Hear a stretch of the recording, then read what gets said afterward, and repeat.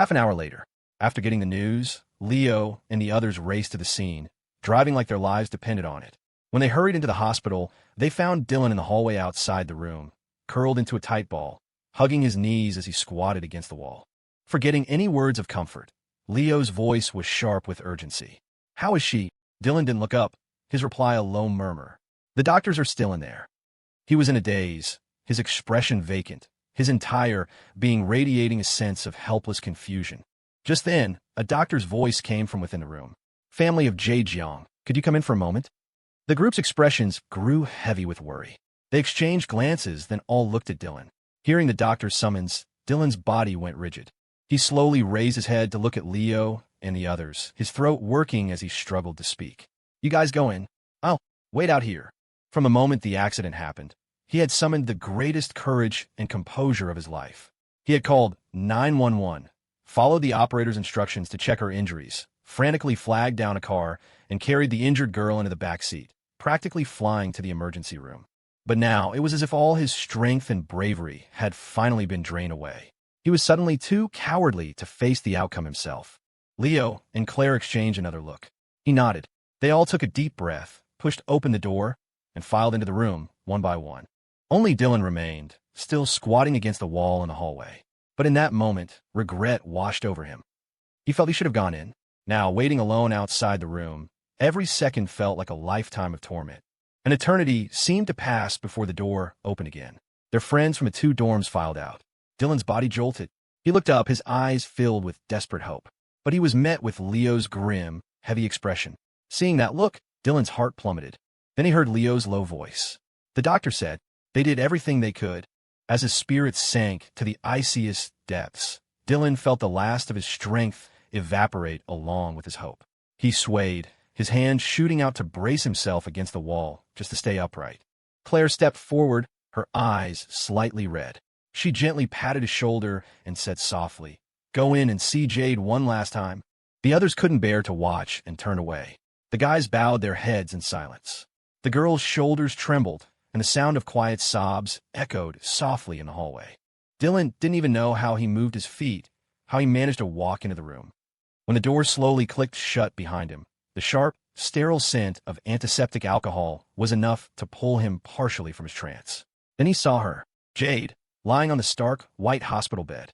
Her face was so pale it was almost bloodless, but her expression was serene, peaceful. Her eyes were closed, as if nothing had happened, as if she were just lost in a deep, sweet sleep. Dylan walked to the bedside and sat down, staring blankly at the familiar girl who looked so peacefully asleep. The photo album was resting on the nightstand. He opened it. The scattered photos had been carefully collected and placed back inside, resting quietly between the pages.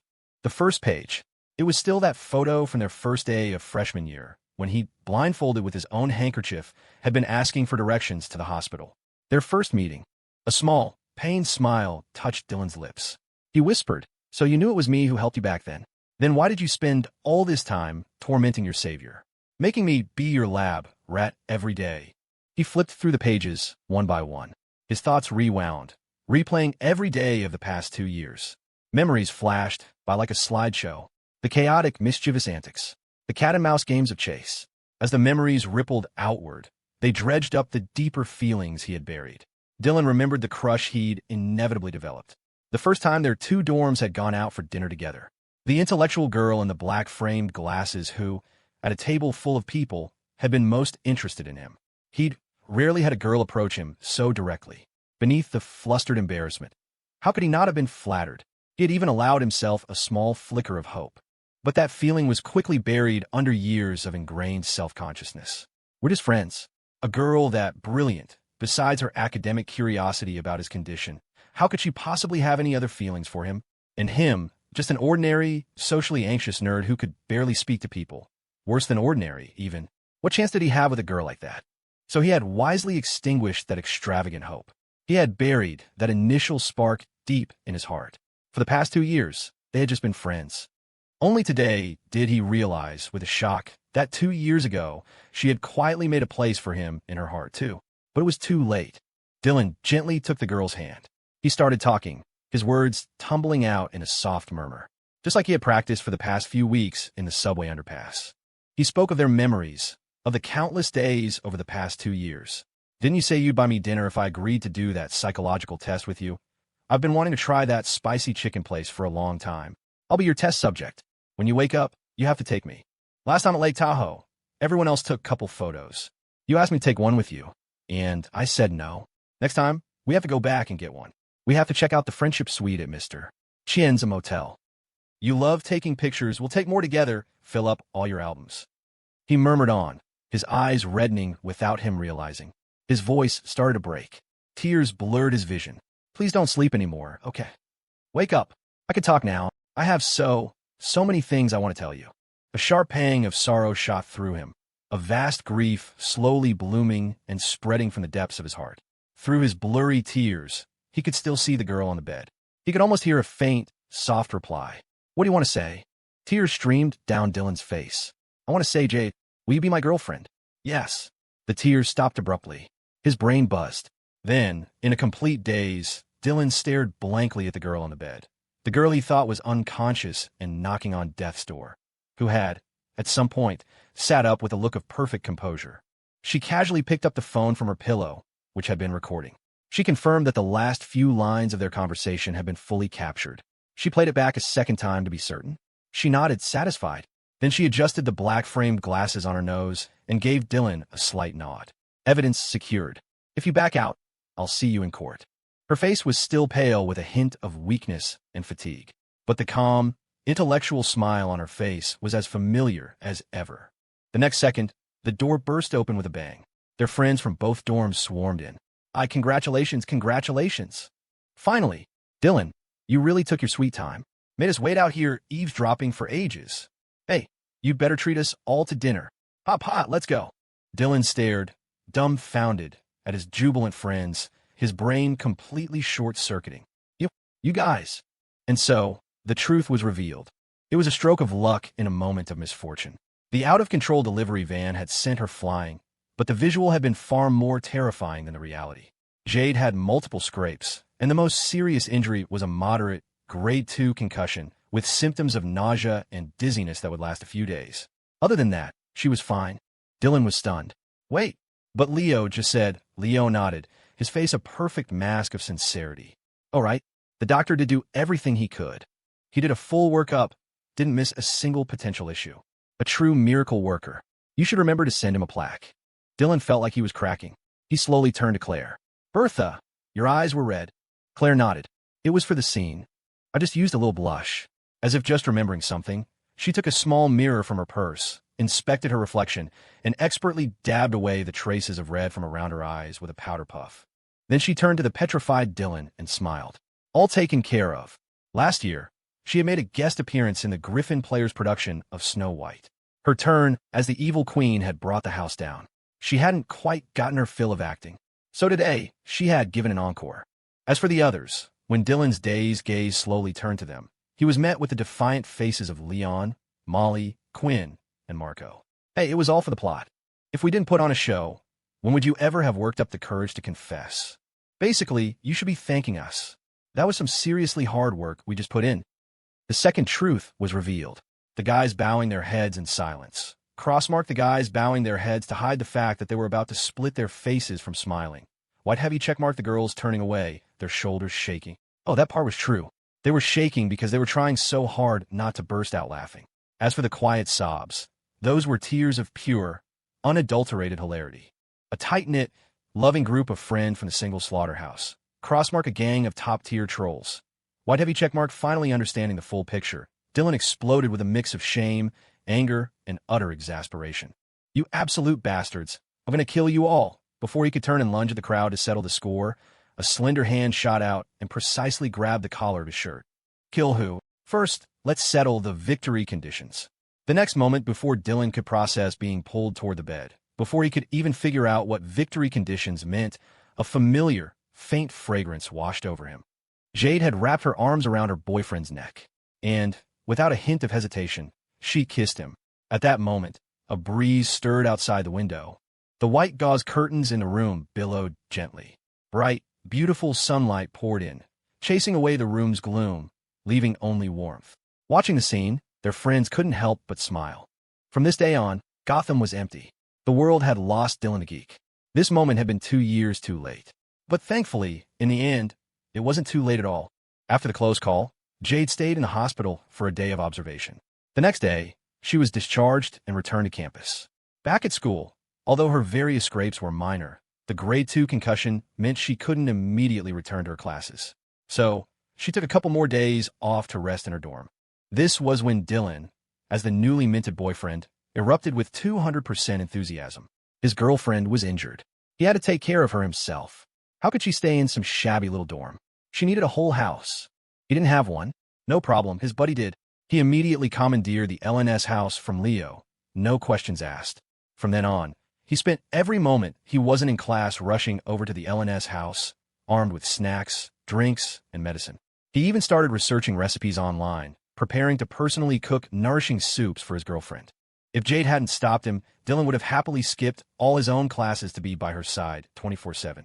And even though he didn't skip class, Dylan no longer stayed in room 520 at night. He'd just announced to his roommates, "I'm going to be with my wife." And then he'd tear out of the dorm. Leo, Marco, and Leon didn't stop him. They were happy to see it.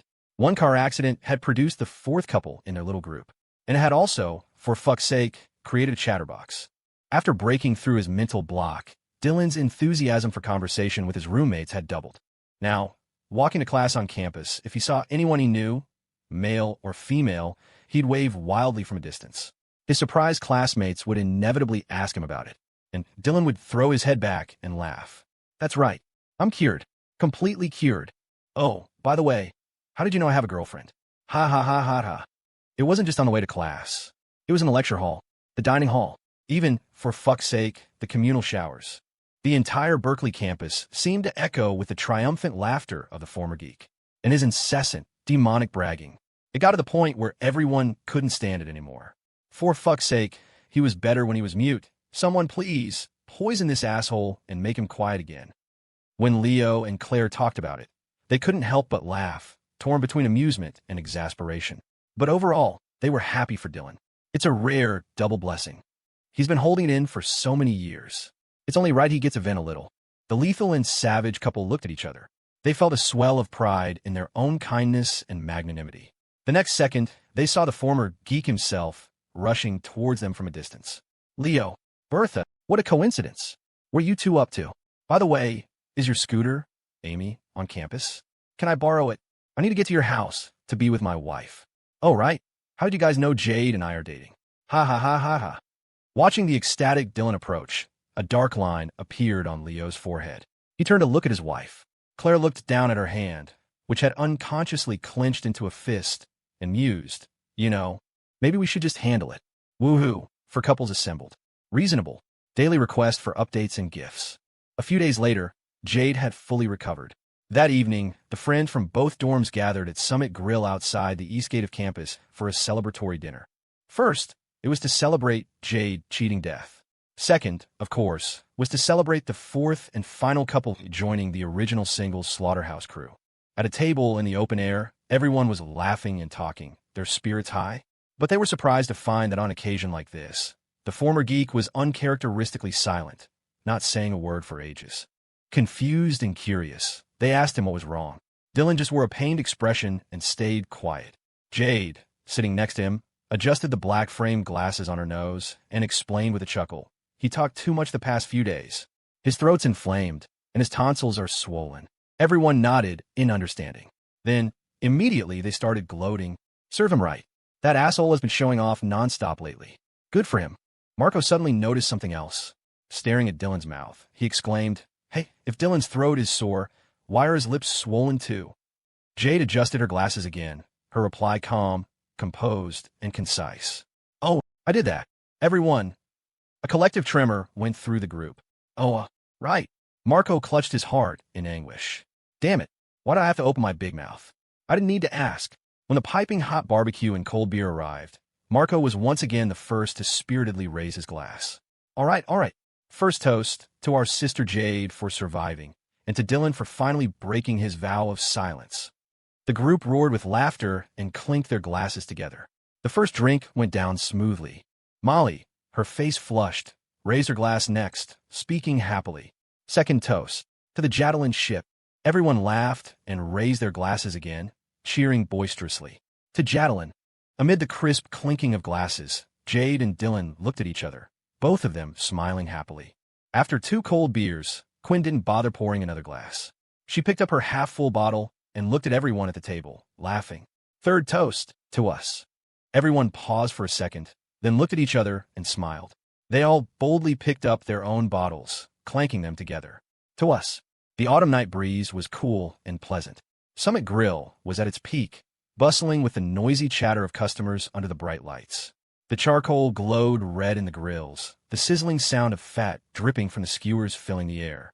White smoke, thick with the scent of meat and cumin, billowed around them. Students sat at cheap plastic stools and small folding tables, clustered in their own little groups. Laughter and conversation rose and fell, not chaotic or jarring, but weaving together into a pleasant hum. When the owner of the grill came over with another platter of freshly cooked skewers, the group called him over and asked him to take a group photo. In the viewfinder, the young men and women looked at each other. For couples bold or shy, gentle or smiling softly, leaned in and kissed. With the click of the shutter, the moment was frozen, a perfect fragment of memory. The sound of laughter and playful shouting came from another table behind them. The group instinctively turned to look. They saw what must have been a group of freshmen, likely 2 dorms, a guys and a girls, out together. They had been a little awkward and stiff at first, but after a few beers, they had all relaxed, their laughter mixing with the clinking of glasses. They were overflowing with youth. Watching them, the group felt a flicker of déjà vu. It was like seeing themselves 2 years ago. They turned their gazes back to each other. Warm smiles spread across their faces. Leo thought for a moment and raised his glass. One more, this one to friendship. Claire smiled and raised her glass as well, finishing his thought. And to love. Everyone smiled, raising their glasses to touch. To friendship. To love. As their glasses clinked again, they toasted to their wild and wonderful youth. They toasted to the ups and downs they had shared over the past 2 years. Their young, carefree, smiling faces were reflected on the sides of the clinking bottles. The sounds of teasing, cheers, and laughter crashed over them in waves. Youth was like the dancing charcoal in the grill. It burned hot, yet was gently kissed by the autumn night breeze, until it was completely immersed in the swirling, intoxicating warmth of the barbecue joint. That autumn, everything continued to move forward smoothly. The e-commerce project between Sterling Holdings and Happy Nest had officially launched, with meetings held daily. The 2 companies were now like family, especially since Sterling's division and Happy Nest headquarters were neighbors, 1 floor above the other. They even shared conference rooms for project meetings. Leo and Claire would occasionally attend, mostly just to make an appearance. But sometimes, when listening in, if the teams from both companies hit a roadblock, one of them would clear their throat and speak up. This isn't a hard problem. Let me just say a few words, and then, in a few simple sentences, they would casually toss out a mature, rigorous, and ready-to-use solution, leaving the employees from both companies staring as if they were witnessing a miracle. And while everyone was still reeling from that solution, the current head of Sterling Holdings, sitting next to him, would smile and add, "Mr. Wallace's solution is good. I have another idea here. I'll keep it brief. You all can use it as a reference." Then, under the dumbfounded gazes of the entire conference room, she would speak with easy confidence, eloquently laying out another new plan that was just as mature, rigorous, and brilliant as the first. Once again, everyone was blown away. This is what you get with a couple who were both reborn. They could casually pluck a dozen classic case studies from the memories of their past lives, and they could reference and align their thinking with each other. The employees of both companies, of course, didn't know the truth. But that didn't stop them from looking at the power couple as if they were gods. Holy shit. How can they be so in sync? Even their business planning skills are perfectly matched. Soon, everyone exchanged glances and came to a resigned understanding. Well, it makes sense. I guess this is what happens when you sleep in the same bed. Reasonable. That same autumn, the coincidence couple wasn't idle either. Anna returned to the Aria Perfumes headquarters on the 65th floor of the Global Financial Center. Not long ago, she had been a deputy project manager. Now, she returned as the boss's wife. And she had returned with a new head-of-the-way family by her side. But even though their relationship was out in the open, they remained professional at work, keeping business and personal life separate. During project meetings, one moment they would be loving and harmonious. The next, they would be arguing fiercely in the conference room over new product development. In the end, it was always the new head of the way family who would slam his hand on the table and declare, "We'll agree to disagree." but we're doing it my way. The current young madam of the Wei family would lower her head and quietly agree, her attitude cooperative and serene. As the Aria Perfumes employees watched the two of them leave, their faces were filled with admiration. As expected of Mr. Wei, his word is law. It's clear who wears the pants in that family. Only the security camera in the Global Financial Center's elevator knew the truth. Inside the elevator, the current head of the Wei family was frantically mashing the closed door button. Close, you piece of junk, close. Can't you close any faster? Just as the elevator doors were slowly sliding shut, accompanied by the sound of high heels approaching from a distance, a slender, delicate hand shot out and stopped the doors just before they closed. As the doors slowly reopened, the bright, radiant smile of the current young madam of the Wei family appeared. Well, if it isn't my dear, handsome husband, the one whose word is law, the one who loves to make domineering executive decisions. What a coincidence. Let's ride the elevator together. As the elevator doors closed again and it began its descent, the faint sounds of muffled thuds mixed with the pained cries for mercy from a certain head of the Wei family. Together, they formed a harmonious melody for that autumn afternoon. In golden October, Mako Entertainment began to make its move. They had long ago signed IP licensing deals for merchandise with a host of top authors from Scrollverse. Now, custom-designed blockhead figures based on various popular web novels were released in batches.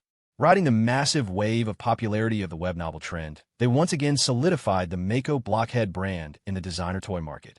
At the same time, Mako Entertainment launched a two-pronged attack. They officially introduced the blind box concept.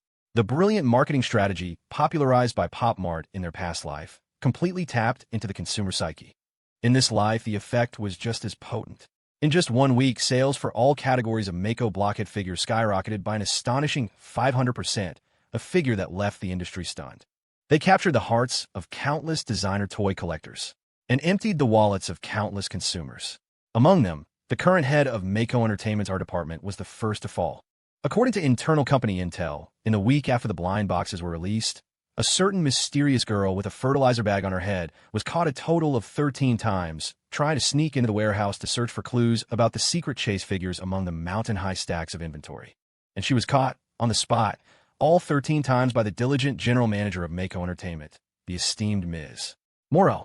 She was fined 13 times, 200 yuan each time. Despite the significant financial loss, it didn't stop the girl from clutching her dear Yvonne's leg, her eyes brimming with tears as she begged, "Wah! I just want one chase figure. I can never get one myself. Yvonne, please just give me one. I'm begging you. This is really important to me. I'll do anything." When news of this reached the lethal and savage couple, Leo and Claire didn't know whether to laugh or cry. Claire thought about it and couldn't bear it. It's just a chase figure. If Isabella wants one so badly, just give her a few. Leo nodded in agreement. All right, such a cute little thing. Wait, no, such a cute girl. She was really endearing. They couldn't let her get broken. Besides the explosive sales of the various blind box themes, there was another blockhead figure that sold surprisingly well. It was the commemorative reasonable couple figure based on Leo and Claire themselves. Originally, Leo had only planned a small production run, just for sentimental value. He never expected it to be so popular. Readers of Battle Through the Heavens were big fans. The reasonable couple? Holy shit, isn't that the Do Zun couple from the novel? Bye. Berkeley alumni were also big fans. Holy shit, what reasonable couple? Isn't that the lethal and savage couple? I'll buy one to ward off evil. The underclassmen at Northwood High, of course, were all in. Practically everyone had one. Even many police officers in the East Bay area thought the figures looked familiar. Whoa, isn't that the magnet for trouble couple? I'll buy one for the precinct. A second later, they'd come to their senses and immediately toss it aside. What the hell am I buying? This is just asking for disaster. Cancel, cancel, return immediately. It wasn't just Mako Entertainment that was booming. In November, thanks to the viral spread of the parent-child blockhead figures, Mia's maternity completely conquered the East Bay market. They even opened branches in several cities throughout the neighboring provinces. As the owner, Chloe Chu was incredibly busy. But even though it was tiring, she had some reliable help. On a sunny afternoon, a certain retired Special Forces veteran showed up on time for the 37th time this month at the door of the new Mia's maternity branch.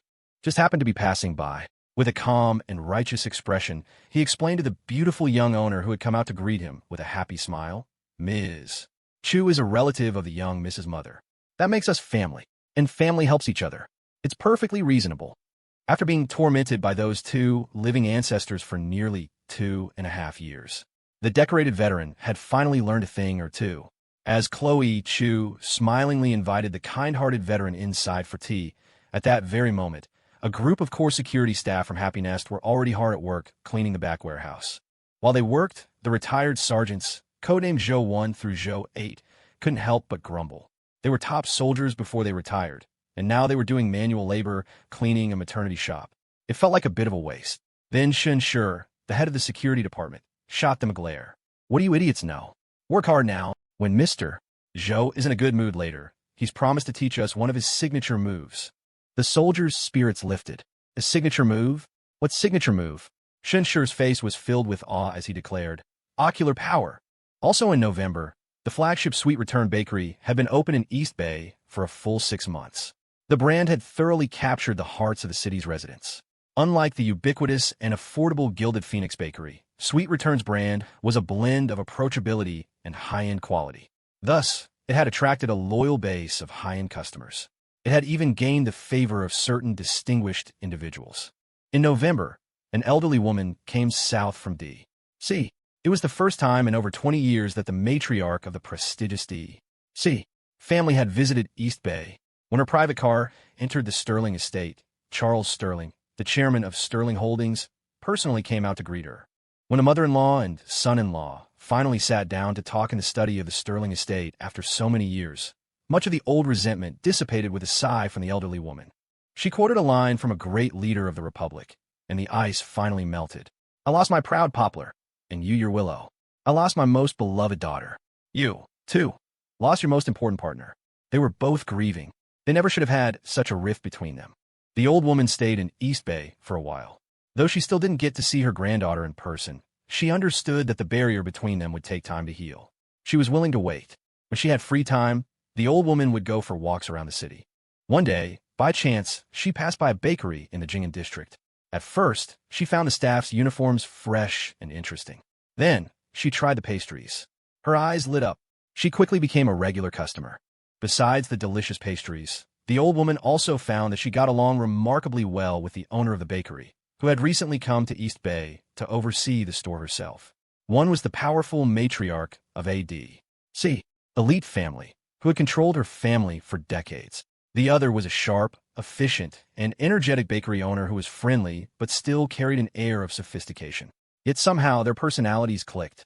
They started chatting, and soon, despite their 20-year age gap, they became friends. They talked about everything from daily life to business, from themselves to their children and grandchildren. When talking about her son, the bakery owner couldn't help but boast. My boy, he's so promising. His business is even bigger than mine, and he found me a beautiful daughter-in-law back in high school. They're a perfect match. In a couple of years, when they're old enough, they'll get engaged right away. The old woman smiled faintly as well. My granddaughter also found a good man. That boy, he's something else. But then, as if remembering something, she frowned slightly. It's just that young people these days are a bit too flashy. The two of them have nothing better to do than go to some comic convention instead of focusing on their careers. It's not proper. The first time he came to see me, he had quite the presence. Brought his backer along to intimidate me. The old woman huffed. When they finally do have their wedding, I'll have to teach that boy a lesson. The bakery owner was intrigued and couldn't resist asking for the details. After hearing the story from her new friend, she was filled with righteous indignation on her behalf.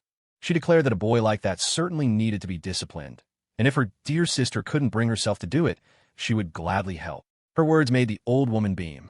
Finally, she generously took out her phone, ready to show her new friend a picture of her granddaughter and her future grandson-in-law. And a photo of the Aragorn and Arwen cosplay from the Comic Fest appeared on the screen. The air froze for a moment. The old woman noticed the stiff expression on the bakery owner's face and asked, confused, "What's wrong?" "No, nothing." She forced a smile. The next second, the pupils of Susan Wallace, owner of Sweet Return Bakery, violently contracted. Oh crap, I just talked myself into a trap that's going to blow up in my own son's face. The Chu family matriarch looked at her new friend's strange expression, worried. Are you sure you're all right? Susan snapped back to reality. Yes, really, I'm fine. The Wallace family spy instincts kicked in. Activate skill. Infiltrate enemy lines. Oh, sister, are you hungry? The shop just came out with some new, very expensive pastries. Let me get you some a try. Oh, don't be so polite. For the sake of our friendship, it's nothing. Just remember, we're dear sisters, we're family. Don't forget it, we're family. Family. The next second, under the baffled gaze of the Chu family matriarch, Susan Wallace had already shot off toward the back kitchen. The happiness of her son and daughter-in-law will be protected by her, Susan Wallace. December arrived, the air crisp and cold. Late autumn had bled into the first whispers of winter. Berkeley was once again hosting its annual New Year's Eve gala. This time, Marco was the head of the arts department for the School of Humanities. Naturally, their friends from both dorms pitched in to help. They started preparing 2 weeks in advance, planning acts, making props, and running rehearsals. It was a whirlwind of chaotic activity. Finally, on the night of the show, December 31st, in the university auditorium, the gala officially kicked off to thunderous applause and cheers. Although there were a few minor issues with the lighting and sound, the endless stream of brilliant performances had the Berkeley students, especially the freshmen, roaring with approval. The entire event concluded in a wildly enthusiastic atmosphere. As the crowd dispersed, the freshmen were completely satisfied, chattering excitedly. Not long ago, it was the welcome gala, and now the New Year's gala. The art scene at Berkeley is so amazing. Besides having to join that weird anti-Northwood coalition, coming to this school was totally worth it. The upperclassmen walking past heard them and just scoffed, looking down their noses at the inexperienced freshmen. This is what you call amazing? You haven't seen anything yet. These little kids had never witnessed the Snow White play at last year's gala, where the magic mirror led the entire audience in a chorus of flattery for the evil queen. Yvonne Moreau's performance of Girl with Wings at the welcome gala was what you'd call a true showstopper. Not to mention the year before that, when a lethal and savage couple took the stage for a duet that was a devastating, indiscriminate PDA airstrike. And the year before that, when campus Queen Sue walked through the crowd with a bouquet of flowers at the first welcome gala, causing an uproar. That was legendary. But that was all in the past now. Today's freshmen would never get to see it. The stories of the lethal and savage couple had, with the passage of time, slowly faded into campus legend. After the gala, the arts department held its customary celebration dinner. Everyone ate and drank to their heart's content. As the new head of the department, Marco was finally able to relax, his face flushed with excitement as he went around toasting everyone, thanking them for their hard work. The atmosphere was lively and joyous. Cheryl Chun, the former department head who was now a senior about to graduate, also came. She was there to check in on her former underclassmen. She cheerfully raised her glass and toasted with everyone, congratulating them on a successful gala. Finally, she didn't forget to give Marco a punch on the shoulder. Keep it up. The future of the arts department is in your hands now. Nearby, the department's sound technician, also one of Cheryl's old subordinates, came over with a look of touched emotion. Cheryl, what about me? Cheryl swung her beer bottle. What about you? You have no future. God damn it, you screwed up again tonight. I'm taking you out on behalf of the arts department. Don't you run, you little punk. In a flash of chaos, a familiar and beloved chase scene ensued. After the celebration dinner, the single slaughterhouse crew continued the party at the LNS house. The 4 couples from the 2 dorms, plus Lily Lou and Clark Sterling, and Wyatt and Anna, who had rushed over. 6 couples in total. All couples. The single slaughterhouse had truly become the love apartment. On the last day of the calendar year, the winter night air outside was bitingly cold. Inside, the fireplace in the LNS house cast a soft, warm glow reflected in the floor-to-ceiling windows. Everyone raised their glasses, drinking, talking, and laughing happily. Slightly tipsy, Lily cleared her throat and announced she had some good news. As everyone's curious gazes turned to her, Clark, sitting beside his girlfriend, felt a little shy under all the scrutiny. But he blushed and spoke softly, "Lily and I are engaged." The words hung in the air for a moment. Everyone stared. Then, an overjoyed roar of celebration erupted. The atmosphere in the living room exploded with excitement as everyone scrambled to raise their glasses and offer their congratulations. Claire watched her cousin and her best friend / maid of honor, who were now surrounded by well-wishers, their faces beaming with happiness. She smiled. That woman, she got the first bite again. Clark had just graduated 6 months ago, making him just over the legal marrying age of 22. The others couldn't get married, even if they wanted to. That included the all-powerful, lethal, and savage couple. Claire turned to her boyfriend and grumbled, "Why couldn't you have been reborn 2 years earlier?" Leo looked wistful. "That's not really up to me." The semi-truck driver picked the date. Amid the joyous chaos, the clock struck midnight. A dozen glasses clinked together. "Happy New Year!" The sounds of laughter melted the winter night's chill. After New Year's Day came the new calendar year.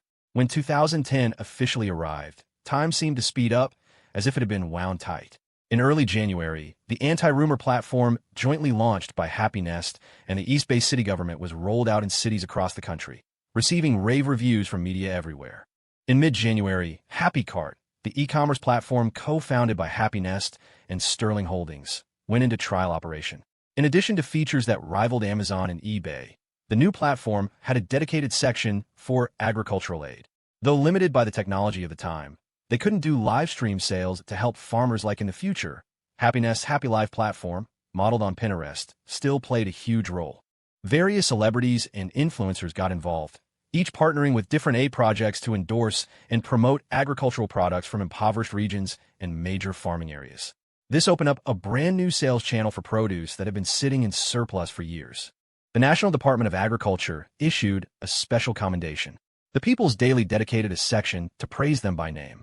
Back in East Bay, Governor Zhao Bojun personally called his junior, his voice filled with joyful excitement as he lavished him with praise. On the other end of the line, Leo was the picture of modesty. Not at all, not at all. It's all because you taught me so well, senior. I still have a long way to go. If you're free this weekend, I'd like to come over and learn from you in person. Before he could finish, the line went dead, accompanied by the governor's resolute reply. Not free. Get lost.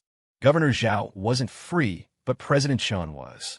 Though his request to meet in the president's office was rejected on the grounds that staying indoors all day is bad for your health, and the meeting was moved to the campus athletic field. The co-CEO of Happy Nest and the current president of Berkeley still managed to discuss plenty of serious business while taking a stroll around the track.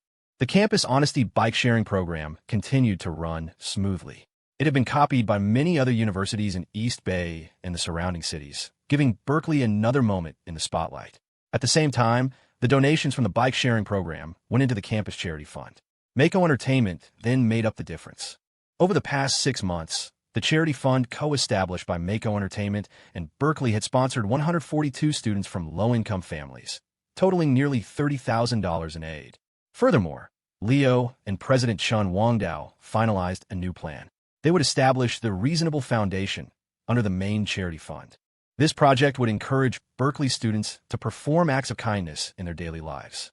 After verification, the Reasonable Foundation would provide a tangible reward. This proposal came about because of a recent incident at Berkeley. Not long ago, there was a traffic accident on a street in downtown East Bay.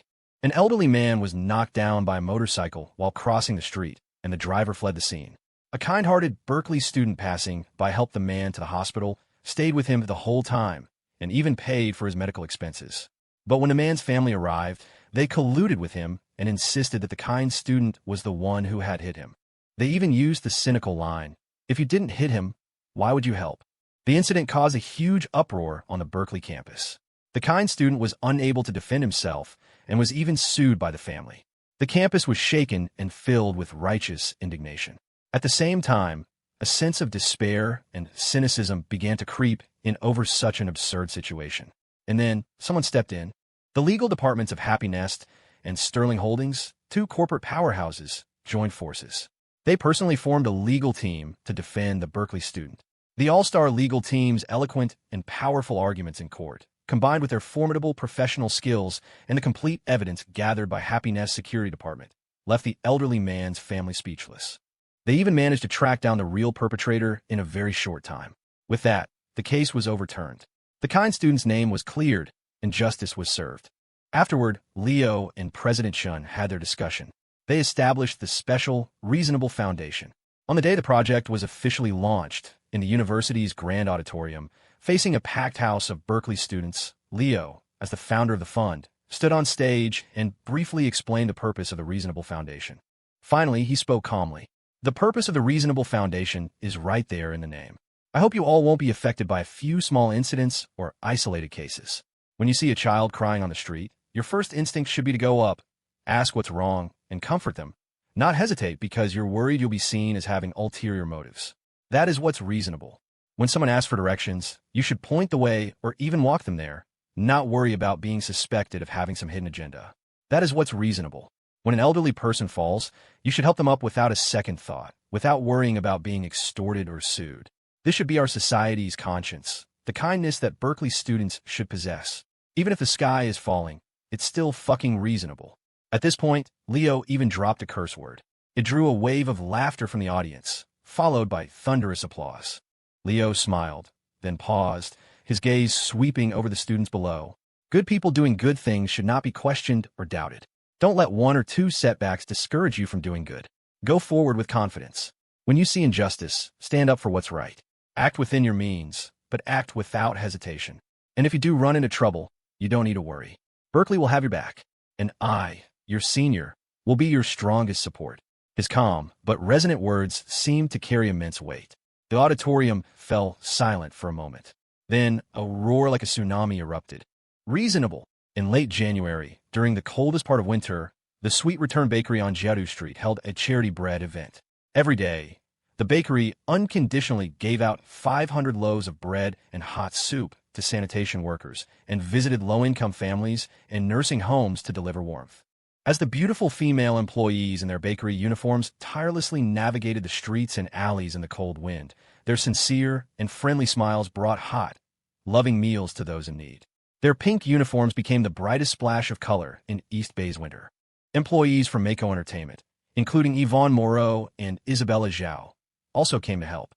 As the general manager of Mako Entertainment, Yvonne immediately took charge of the bakery. She commanded the flagship store with calm authority, her organizational skills on full display. Her cool, commanding presence almost made the beautiful shop girls think they were seeing a second version of the junior boss's wife. Isabella, meanwhile, went with her best friend, the assistant manager Serafina Vance, to a nursing home to bring bread and warmth to the elderly residents and children. In this setting, Isabella showed an unparalleled level of warmth and charisma. She not only charmed the lonely elderly residents, making them smile from ear to ear, but she also turned around and started playing and laughing with a group of children, becoming one of them. She played with the kids in the courtyard for half a day in the cold wind, working up a sweat. When she came back to rest under the eaves, her cheeks were flushed, but she was full of energy. Serafina couldn't help but tell her she didn't need to work so hard. But Isabella just waved it off with righteous conviction. No way. This is a mission from the boss and the boss's wife. I have to do a good job. I can't betray their trust. Her words left Serafina speechless. Betray their trust? You still don't even know who they really are. You're working so hard, and you're still completely in the dark. As if sensing what Serafina was thinking, Isabella smiled. I know. Leo Wallace, Claire Sterling, the co-CEO of Happy Nest, and the new head of Sterling Holdings. Serafina froze, staring at the it girl in disbelief. You know. Then why are you still? Isabella casually sat down on the steps under the eaves of the nursing home, watching the children still playing happily in the courtyard. She smiled and replied, with great power comes great responsibility. Even though they've reached such high positions and earned so much money, they can still bend down and do these ordinary but important little things. That's amazing. The boss and his wife are very, very good people. Working for them is a very happy and fortunate thing. The cold January wind blew, lifting Isabella's smooth, dark hair. The strands danced in the air with the falling snowflakes. Isabella casually tucked a stray piece of hair behind her ear, revealing her serene and beautiful face. At that moment, she exuded an elegance and tranquility, her eyes filled with a wise smile. As for the rest, well, sometimes in life, it's better to be a little blissfully ignorant. At that moment, Serafina's heart trembled. She looked at the beautiful girl beside her, who she had always thought was simple and gullible. Only now did she finally see. This was her true self.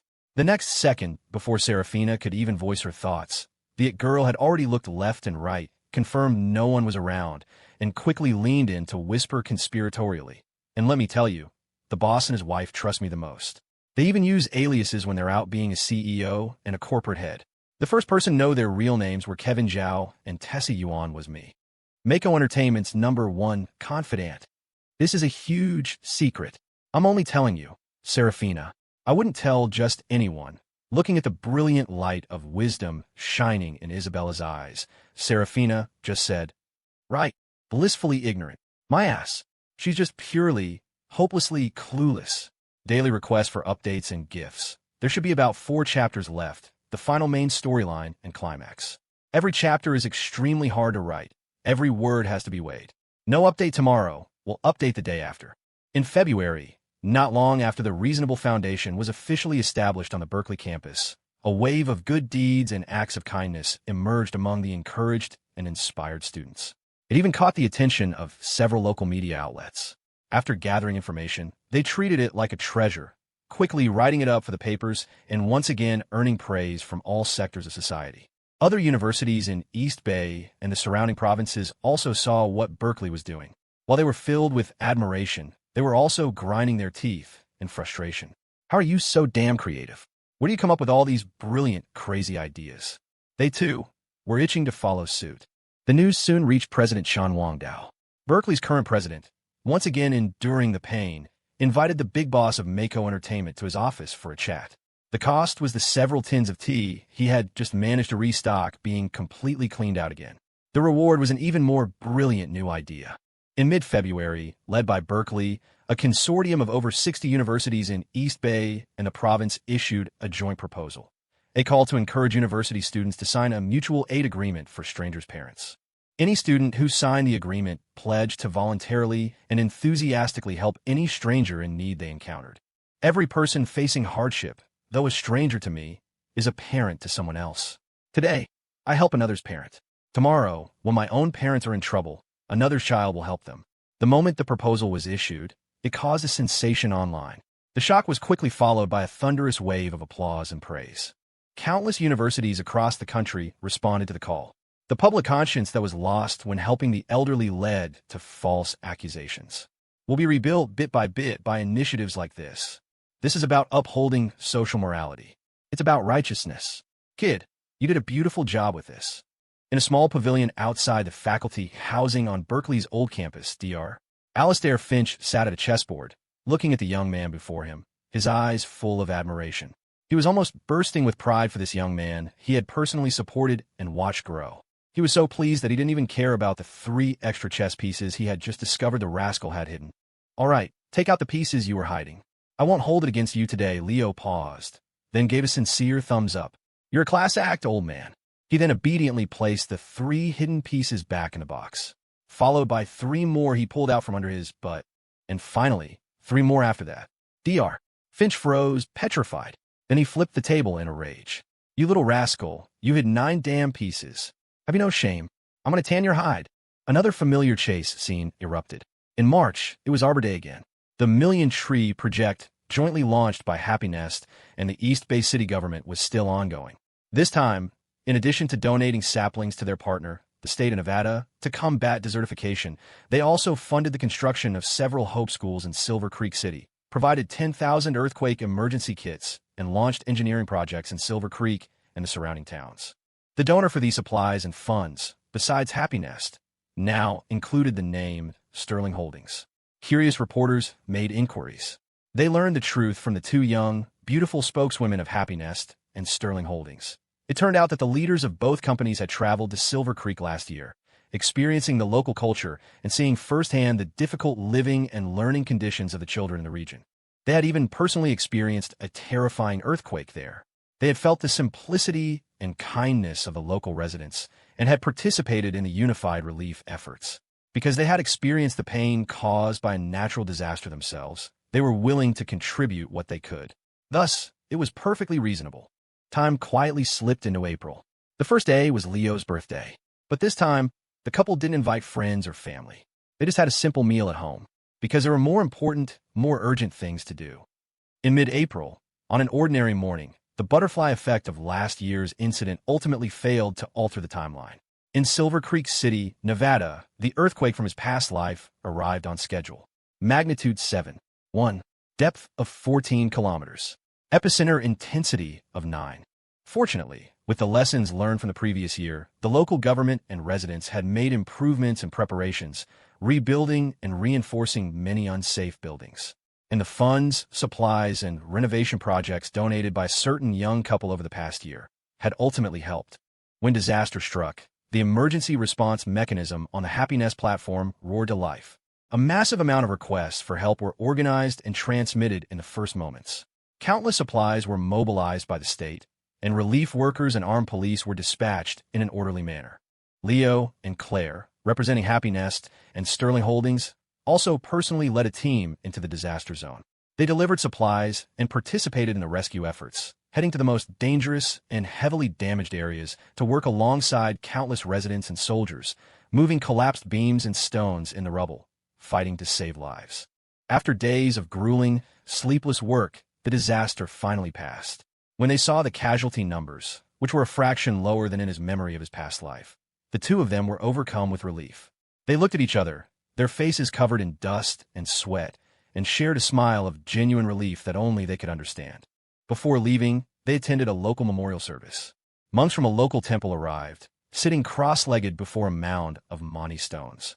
Their crimson robes stood in stark contrast to the pale stones under the setting sun as they closed their eyes and chanted, praying for the souls of the departed. Behind them, on the open ground, were countless local residents and believers who chanted along softly with the monks. The low hum of their voices converged into a sea of sound, grand, solemn, and dignified. At that moment, it wasn't about faith, but about mourning and remembrance for the deceased. Leo and Claire stood among the crowd, quietly witnessing the scene. When the prayers ended, a 7 or 8-year-old local child came up to them, carefully holding a small stone, and offered it to Claire. It was a Mani stone taken from the very top of the mound, a precious and meaningful object. Yet, there were no objections from the crowd. People smiled kindly as they watched. They recognized the young couple. Over the past few days, they had seen them working side by side with them in the rescue efforts and knew the heart and effort the two young people had put into this disaster. It was like the story from the Great Southwest Quake 2 years ago, when an abbot broke Buddhist rules to shelter pregnant women in his monastery, personally caring for them and saving the lives of 107 newborn babies, and in return received a patchwork robe made from pieces of cloth from over 100 grateful families. A single Mani stone. It was more than just a gift from a child. It carried the gratitude of all of them. The child looked up at Claire and Leo, his eyes clear and pure. Tashi Delek. Claire accepted the stone carefully and solemnly, returning his smile with genuine warmth. Tashi Delek. The Mani stone in her hand was small and exquisite, seemingly ordinary. But held in her palm, it felt incredibly heavy. It was a blessing of good fortune and the collective will of a people. The weight of a natural disaster can only be eased by time and other events. In early May, Lily Lou and Clark Sterling held their wedding in East Bay. The ceremony took place in a high-end hotel on the waterfront, the venue lavishly decorated, and the banquet menu was among the most luxurious in the city. On this day, Lily, looking absolutely stunning in a white wedding gown with an impossibly long train that also made it incredibly difficult to move, stood with her hands on her hips and laughed boisterously. No one is getting the first bite of the hot dishes before me today. I like to see who dares to pick up their chopsticks before I do. Ha ha! Hey you, with the surname Moreau, put down that plate. After the ceremony was completed before a hall full of cheering guests, the beaming bride turned around to toss the bouquet. The members of the single slaughterhouse, serving as bridesmaids and groomsmen, were all rubbing their hands together, ready for action. At this moment, all thought of being roommates, classmates, friends, or even saviors was thrown out the window. The bouquet had to be caught. As Lily turned and tossed the bouquet high into the air behind her, everyone surged forward, ready to pounce. In the midst of the chaos, a certain chubby parrot swooped in, flapping its wings. It flawlessly snatched the bouquet mid-air, intercepting it on the spot. And then, it fluttered over to a pretty female parrot by the side of the hall and cooed romantically, "Marry me, gorgeous! Marry me, gorgeous!" Suddenly, it felt the air temperature drop.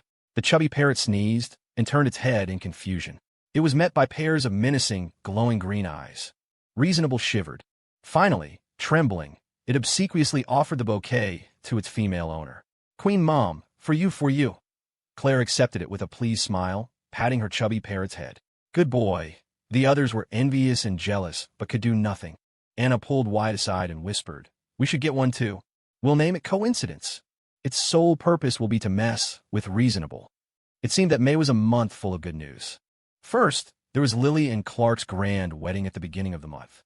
Then, at the end of the May Day holiday, the number of registered users on both Nexus's Weibo and Happiness surpassed 250 million. In mid-May, Sweet Return Bakery opened 2 more branches in East Bay. One was located at the base of the Global Financial Center. The other was on the commercial street by the east gate of Berkeley's old campus. When a group of stunningly beautiful and refreshingly elegant female employees, dressed in pink uniforms and sheer hose with low heels, appeared on the university commercial street and in front of the financial center office building. The beautiful sight they created instantly conquered the hearts of both Berkeley students and financial elites. Business was so ridiculously good that during classes and work, people couldn't stop talking about it, desperate for the day to end so they could rush to the bakery to catch another glimpse. Then they heard that this was the business of the lethal and savage couple's family. Both Berkeley students and the employees and alumni of Happy Nest and Sterling Holdings were shocked. Then they became as excited as if they had been shot with adrenaline. Holy shit, it's the lethal and savage couple's business.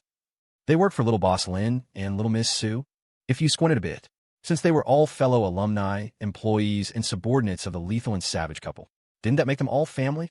Which meant that in the future, when it came to building relationships with those beautiful bakery girls, or even developing something more intimate and wonderful, they would have a natural advantage? Perfectly reasonable. Countless hearts pounded with excitement, minds racing with possibilities, blood boiling with passion. Damn, it's so reasonable. Praise the lethal and savage couple. Also in mid-May, a full month had passed since the Silver Creek earthquake in Nevada. Various reconstruction projects were being completed one after another, and life was returning to the city and surrounding towns. Son E, far away in Xylaxia town, even called Leo and Claire specifically to share the good news. On the phone, the current principal of the Xylaxia Town Hope School laughed heartily, not forgetting to invite the young couple to visit again. The couple smilingly agreed, but not anytime soon, because right now, there was a more important day to celebrate. May 21st, Claire's 21st birthday. During the day, the couple was busy with their respective work. It wasn't until evening that Leo left the Mako Entertainment headquarters. He was driving the Maybach on his way to the Global Financial Center to pick up his wife from work. Sitting in the car, he called her. At the same moment, in the Global Financial Center, Claire answered her phone as she stepped into the elevator. Even though they would see each other in a few minutes, their conversation was still intimate and sweet. They talked about how everyone from the Single Slaughterhouse crew would be at her birthday dinner tonight. They talked about how Kevin and Tessa had arrived early from Portland, because Tessa was determined to secure the title of Chief Maid of Honor for her best friend's future wedding, and how Lily was also frantically preparing a birthday gift with her new husband, Clark, to ensure that being married wouldn't disqualify her from the competition. Chatting about these amusing things made them both laugh. Leo teased, "It's a tough choice. Have you decided who to pick?" Claire laughed too. "Not yet. Anyway, it'll be at least another year. We'll see how they perform. I'll decide then." As they chatted and laughed, the elevator descended. The floor numbers on the panel decreased. 5, 4, 3, 2, 1. When the elevator reached the first floor, the ding of the arrival bell had just sounded. The doors were about to slide open. At that moment, Claire subconsciously clutched her chest as a sudden, sharp pain shot through her heart. The pain washed over her body like a tidal wave. Before she could speak again, her vision went black, and the world began to spin uncontrollably. Then, as her boyfriend's confused voice came through the phone, and as the elevator doors slowly opened, the phone slipped from the woman's hand and crashed to the floor. It was as if the world had collapsed, and with it, all color and sound vanished. 20 minutes later, Huashan Hospital, East Bay. The man, driving like a madman from his office, slammed open the doors to the emergency room hallway. His body, hands, and even his face were covered in scrapes and bloody cuts. But he ignored them completely, grabbing the arm of a doctor coming out of the ER, his voice raw and hoarse. "Doctor, how's my girlfriend?" The doctor's face was equally grave, his words coming out in a rush. "It's a cardiac issue. It's very complicated. We don't have the resources here. It's best to transfer her immediately." 27 minutes later, the ambulance arrived at Berkeley University's affiliated Zhongshan Hospital. President Chen Wangdao and Dr. Alistair Finch had both personally made calls, requesting the head of the cardiology department to take the case. But when the middle-aged man, whose expertise was among the best in the province, hurried out of the room, his expression was still grim. He gave the same apologetic, low-toned answer. "The condition is complex. I'm powerless to help. If you have a means, it would be best to try D.C." 3 hours later, a flight from East Bay landed at the capital's airport under the cover of night. Upon arrival, private cars from the Chu and Wei families were waiting for an emergency transfer. A convoy of cars merged into the flow of traffic, racing against time on the highway under the night sky. At 8:40 p.m., they were successfully admitted to the cardiology ward of Capital General Hospital. The Chu family matriarch and Wyatt Wei had called in every favor they could, getting several of the nation's top cardiology experts to consult. An emergency multi-party consultation was held. The answer they received was still heart-stoppingly heavy, difficult. If it was difficult, they would transfer again. Finally, Governor Zhao Bojun, all the way back in East Bay, broke his own rules and personally made 2 phone calls. And so, the National Cardiology Institute, the pinnacle of cardiovascular disease treatment in the country, and perhaps all of Asia, made a late-night admission for the patient and her family, who had traveled 1,000 miles through the night. A full hour later, an elderly man in a white coat, a veritable titan in the field of cardiovascular medicine, pushed open the door and stepped out. Leo, who had been waiting in the hallway, lunged forward, his eyes bloodshot. "Doctor, how is she?" The old man nodded, but then shook his head, his brow furrowed. "We've stabilized her for now. However, in all my decades of practice, I have never seen a case like this. End-stage dilated cardiomyopathy, accompanied by rapid fibrosis. Based on a rate of the myocardial tissue fibrosis, the time she has left is not much." Hearing the old man's words, the Chu family matriarch, who had rushed over from the family estate in Georgetown, staggered. Amid the panicked cries of her family, she collapsed on the spot. 20 years ago, she had lost her most beloved daughter to illness. 20 years later, a similar scene was replaying with her granddaughter. The crushing weight of a parent outliving their child twice. It was enough to drain every last bit of strength from the old woman. Charles Sterling caught his mother-in-law. This man, the head of the Sterling family who had dominated the southern province's business world for 20 years, had seen his hair turn gray overnight. His expression was one of utter exhaustion. But even in the face of this devastating news, he managed to hold on to his final shred of composure. Charles looked at Leo, his voice slightly hoarse. "I'll take the matriarch to rest." Leo nodded, his reply soft. "Leave it to me here." Charles nodded back. He looked at Leo, opened his mouth as if to say something more, but Leo seemed to read his father-in-law's mind. He shook his head gently, and even now he managed a faint smile. "Last summer, we made a promise, and a promise is a promise." Last summer, when the two of them had returned to the Sterling Villa in Coral Court, just before parting, the chairman of Sterling Holdings had placed a hand on his son-in-law's shoulder. In a voice that seemed heavy with drink, he had passed on the most important responsibility of his life. Now, it was simply time to fulfill that promise. At that moment, Charles's eyes suddenly burned, hot and red. He couldn't say another word. He just reached out and squeezed the young man's shoulder hard. "I, Charles Sterling, was not wrong about you. And Claire, that child, she wasn't wrong about you either." After watching his father-in-law help the Chu matriarch away, Leo turned to look at the slightly ajar door of the hospital room. He took a shallow breath. He reached for the handle and gently pushed the door open.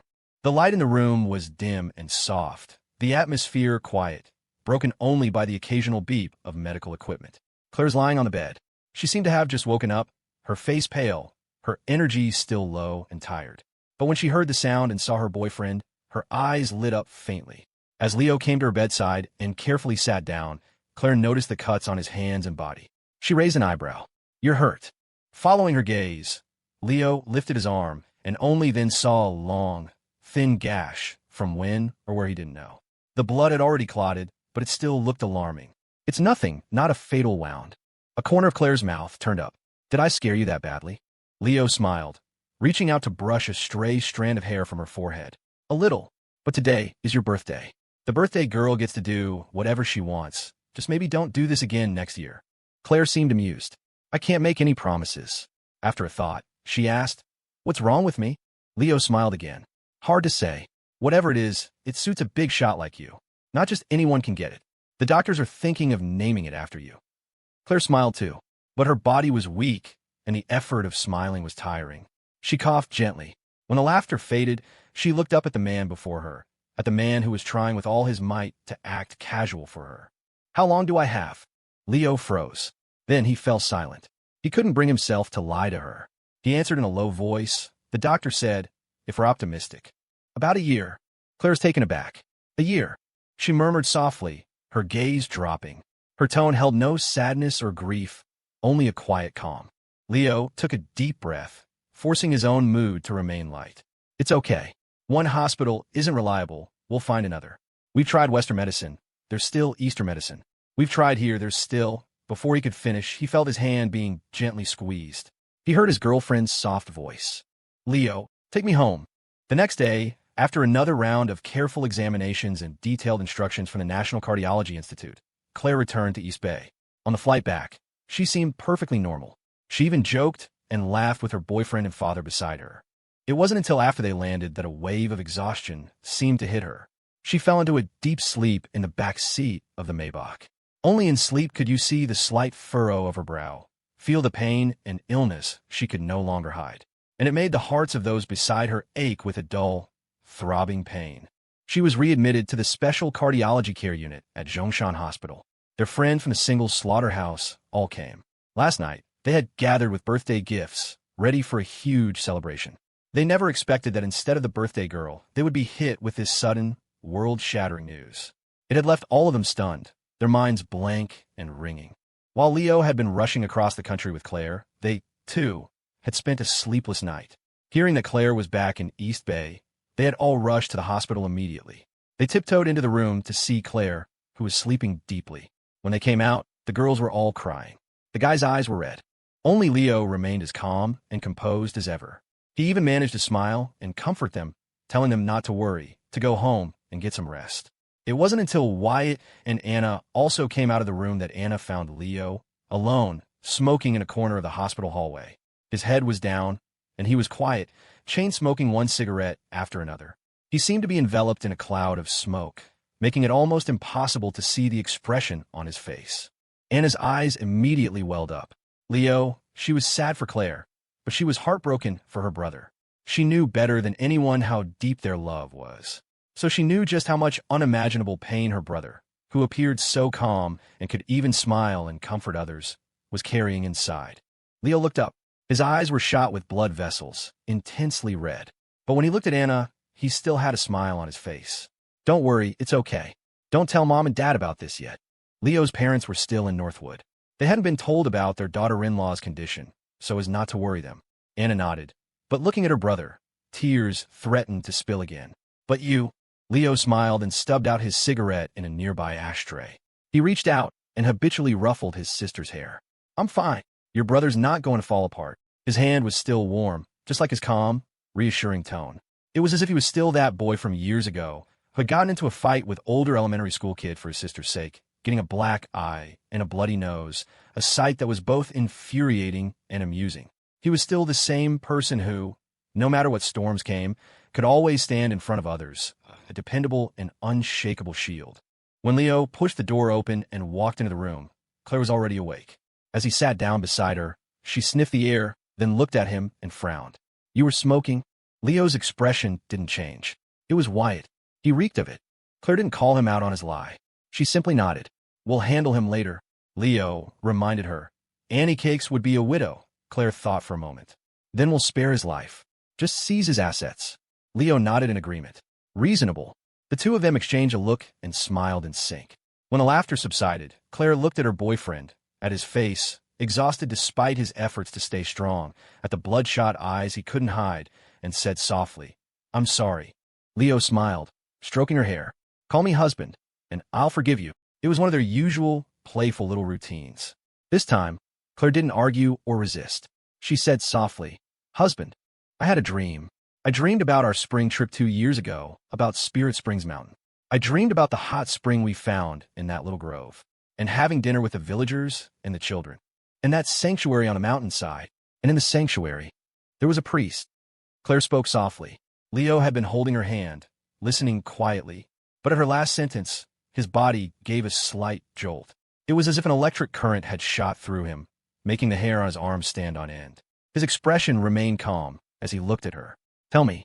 And then he heard from her the secret stories he had never known. About the sanctuary on Spirit Springs Mountain 2 years ago, before the torrential rain. The book pages turned by a phantom breeze. The blurred boundary between 2 timelines as she slept. And about New Year's Day of 2009 at the bustling city temple in East Bay. The fortunes of a fateful meeting and a fated debt. The middle-aged priest outside the temple walls. The endlessly spinning divination coin. And her consciousness sinking into a lightless, deep sea, and that voice, like a sigh, asking, why not return? At some point, Claire had grown tired and fallen back into a deep sleep. Leo gently tucked the blanket around her. Then he slowly stood up.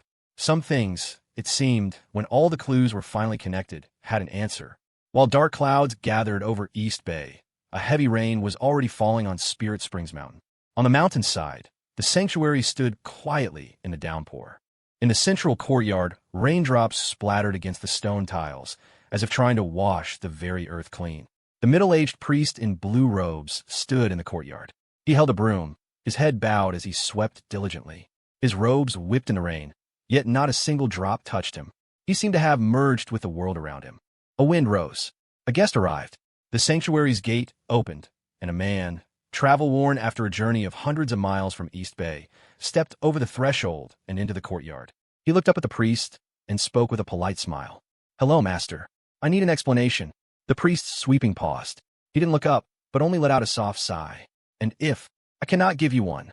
Leo, standing in the rain, was soaked from head to toe. He wiped the water from his face, but his smile remained, though there was no humor in his eyes. "You're going to have to." As his words fell, 3 figures slowly emerged in the rain-swept courtyard. Mr. Zhou, Shinshir, and Mr. Tan, the driver from the Republic's most mysterious security detail. The 3 men were silent, but they had slowly surrounded the priest. A standoff in the wind and rain. A breathtaking tension slowly built. The priest was silent, then gave a bitter smile. "Is this necessary?" Leo was also smiling. "We have to try." Even if he couldn't fathom the depths of the man before him, he could sense his unfathomable nature from their previous encounters. However, while the priest may have been a master beyond the mortal realm, the 3 men in the sanctuary at this moment represented the pinnacle of mortal combat power. The wind howled louder. The rain fell harder. Mr. Zhou clenched his fists. Shinshir silently blocked the priest's escape route. Mr. Tim made no move, but his eyes were narrowed, fixed on the figure in blue. The priest, too, was silent. A horsetail whisk appeared in his hand, trembling with an unseen energy. Just as a battle of unprecedented scale was about to break out, a child's voice suddenly called from outside the sanctuary. "Hold on, boy." Everyone froze. They whipped their heads around to see a young monk in saffron robes floating through the rain, entering the courtyard. The young monk looked up at Leo, his gaze deep and serene. "This has nothing to do with this old Taoist. This is the work of heaven. Haven't you ever thought that your wife's illness came on too suddenly, without any warning? That the dangers and troubles you two have encountered, from the past to the present, have been a little too frequent to be mere coincidence?" Leo recognized the young monk. They had met once before, during their autumn trip to Clear Creek Historic Town, at the famous orchard of Fate Temple. He had a vague idea of the monk's status there. He also knew from Claire that the red thread of destiny and the Buddhist knot of good fortune on her necklace were connected to him. But that connection alone wasn't enough for him to intervene today. It wasn't until he heard the monk's last 2 questions that he felt a jolt, his mind reeling. As Mr. Zhou and the others slowly backed away, only the monk, the priest, and the man remained. From the young monk's words, Leo slowly began to understand the full story.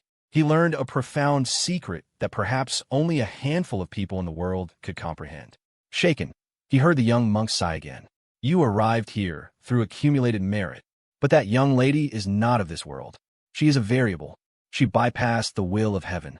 In Taoist terms, the great Tao is 50, heaven's plan is 49, and 1 escapes. But now, there is another one." The young monk paused, looking at Leo. "So, this is the course correction of the heavenly Tao. It is the repulsive force of the world." The words were esoteric, yet for Leo, they brought a sudden, shocking clarity. His girlfriend's illness had always been strange, without precedent. It wasn't genetic. There had never been a case like it in the world. And all the things they had experienced since their rebirth, in this world, seemed to be explained by the monk's words. The hostage crisis on the train. The second encounter with the escaped criminal. The trouble at the Dynasty Lounge. The flash flood on Spirit Springs Mountain. Even small things, like the thugs they encountered while rollerblading in the park. And big things, like the earthquake in Nevada last year, an event that had never happened in his past life. The once joking moniker of the magnet for trouble couple. It turned out, many things had been quietly following the will of heaven, like a shadow. The young monk's gaze swept over to the priest. So, this old Taoist was not acting out of selfishness, but out of kindness. He was trying to help that young lady, even offering his assistance. But, in the end, he could not persuade her. The young monk sighed. The priest remained silent. Leo was also silent, his head bowed. He already knew the rest. The young lady the monk spoke of had chosen to stay, resolute and unwavering. She had closed the book turned by the breeze. She had stopped the spinning coin. She had completely severed the connection to her past life. She could never go back. She was not supposed to be here, yet she was unwilling to leave. And even though she had cut ties with her past, she still did not belong here.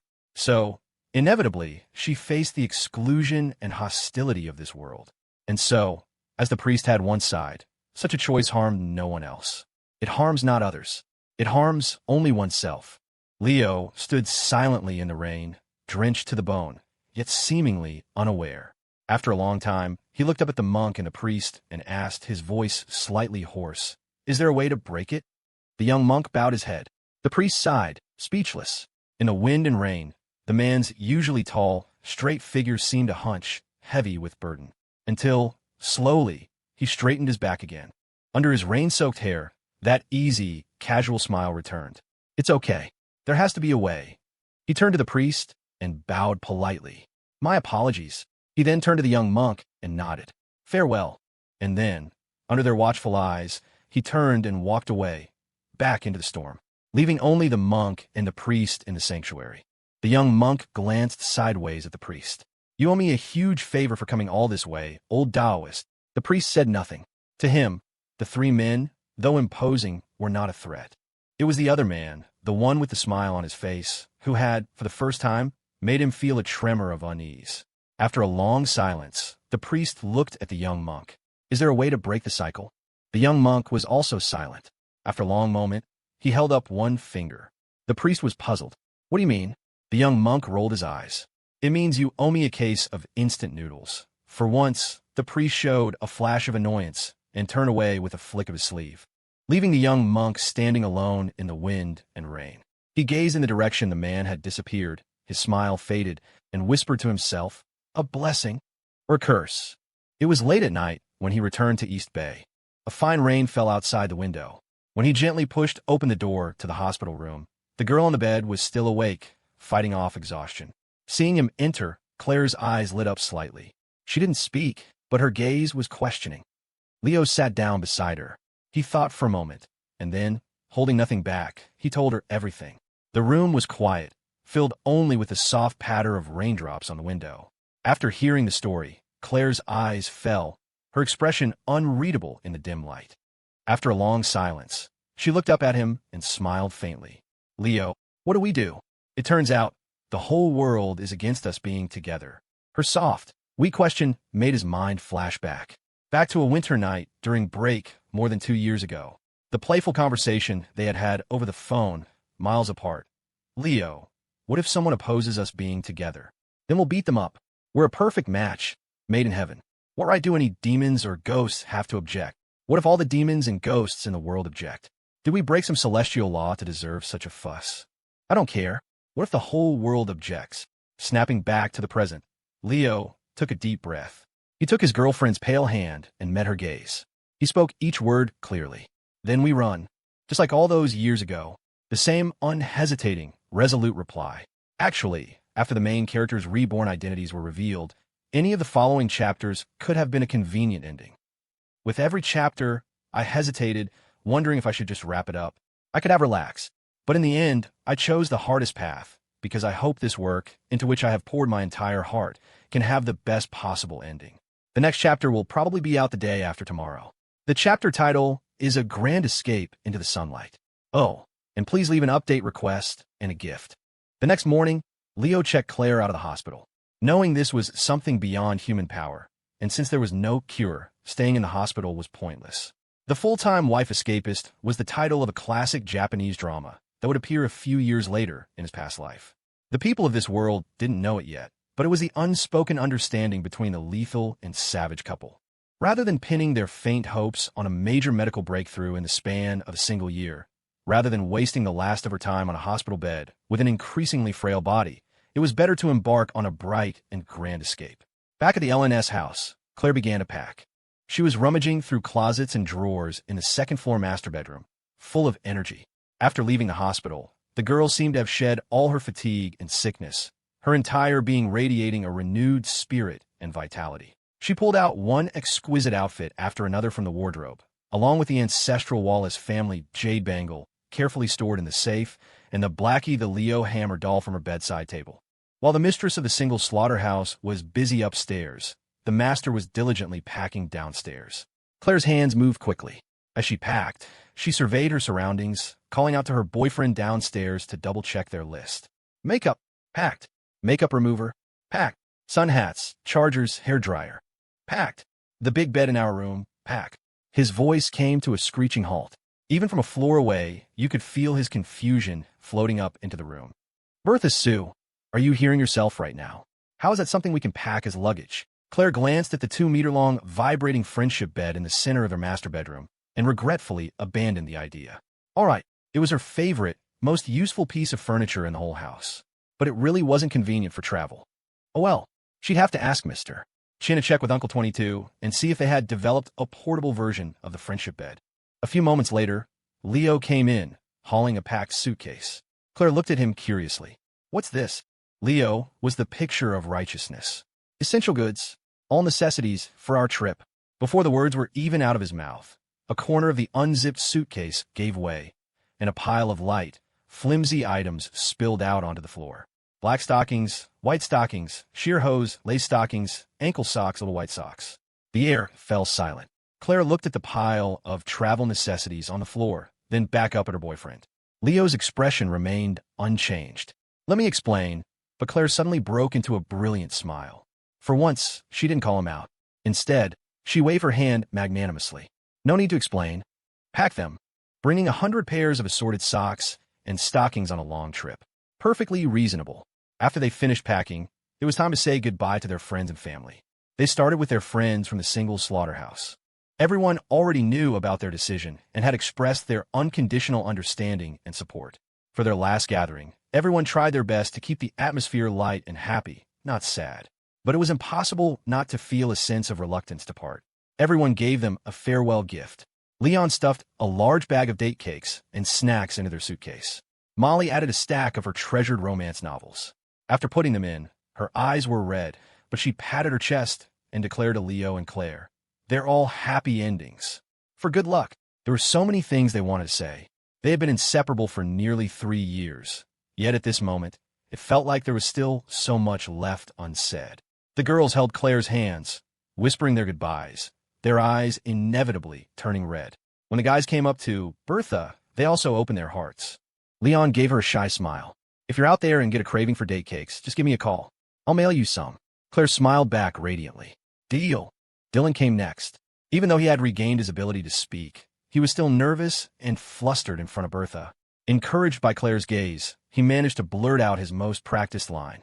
By the way, Bertha, how did you know I have a girlfriend? Claire's face was blank. She turned to her boyfriend. Write that down. Marco also came up, his eyes red, his voice choked with emotion. Bertha, even though your cookies are really terrible, if I could, I'd still be willing to eat them for the rest of my life. Claire smiled and nodded, then looked at her boyfriend again. Don't write that one down. Just handle him. Leo was talking to Anna. He reached out and habitually ruffled his sister's hair. We'll be gone for a while. Mom and Dad, you'll have to look after them. Let's keep this from them for now, so they don't worry. Anna nodded seriously, then met Leo's gaze. Leo, you two take care of yourselves. Leo smiled. Yeah, we all will. Claire and Wyatt were also talking. They had been childhood friends, and before they each met the most important person in their lives, they had been each other's only confidant of the opposite sex. I can't believe we've both grown up, Wyatt said softly, looking at his friend. You know, I want you to be happy. Always. Claire met his gaze, thinking of their intertwined lives, this one and the last. Her eyes reddened slightly, but her face was bright with a brilliant smile. I know, and I hope you're never lonely again. The atmosphere was getting a little too warm and sentimental. The young head of the Way family took a couple of deep breaths to compose himself, then casually, as if joking, said, By the way, about that bet we made, don't you think you can give it back now? The redness in Claire's eyes hadn't faded, but she quickly shook her head, her resolve firm. No way. Next were goodbyes to their mentors. Before leaving, the lethal and savage couple went to the president's office at Berkeley. They requested a long leave of absence and had a long talk with President Chen Wangdao, ensuring that the Reasonable Foundation would continue to operate normally, supporting students in need and encouraging a culture of kindness. Finally, as the president was sighing with emotion, a certain someone brazenly swiped a dozen tins of tea from his office. Well, I'm already here. Might as well stock up this time, so I won't be thinking about it on the road. After that, they went to the small pavilion in front of the faculty housing. They played 2 more games of chess with Dr. Finch. The old man was also saddened by this sudden turn of events and offered Claire his warm and solemn words of comfort and encouragement. The couple was genuinely grateful. Out of gratitude, for once, a certain someone didn't cheat, playing a fair and square game with the old man. The young and the old once again launched into battle. The result, surprisingly, was another string of victories for Leo. It left the old man questioning his very existence. Even Leo himself was surprised. Damn, am I really this good? Beside him, Claire gave a sly smile. When the old man wasn't looking, she flashed a slender hand in front of her boyfriend. 13 chess pieces. Her man played fair and square. But that didn't stop his wife from helping him cheat a little. Perfectly reasonable. They also didn't forget to visit Governor Zhao at his residence. In his study, they gave their senior one last, thorough work report. They promised to ensure that the e-commerce project and their various public welfare collaborations would not stall, but would continue to move forward, step by step, according to the original plan. It's good to get away for a while. You don't need to worry about things here in East Bay. I've got it covered, Zhao Bojun said with a warm smile, offering his promise to Claire. He also offered some well-meaning advice as a senior and an elder. Claire smiled and nodded, listening humbly, until a certain handsome fellow, carrying a total of 4 fruit baskets in his hands, zipped past the study door. Gotching. Wife, let's run. Only then did the girl smile, nod to her senior, and politely take her leave. As Zhao Bojun watched the couple's retreating backs, his face was filled with emotion. There was no annoyance at losing another round of their game. There was only undisguised admiration for their high spirits and optimism in the face of such devastating news.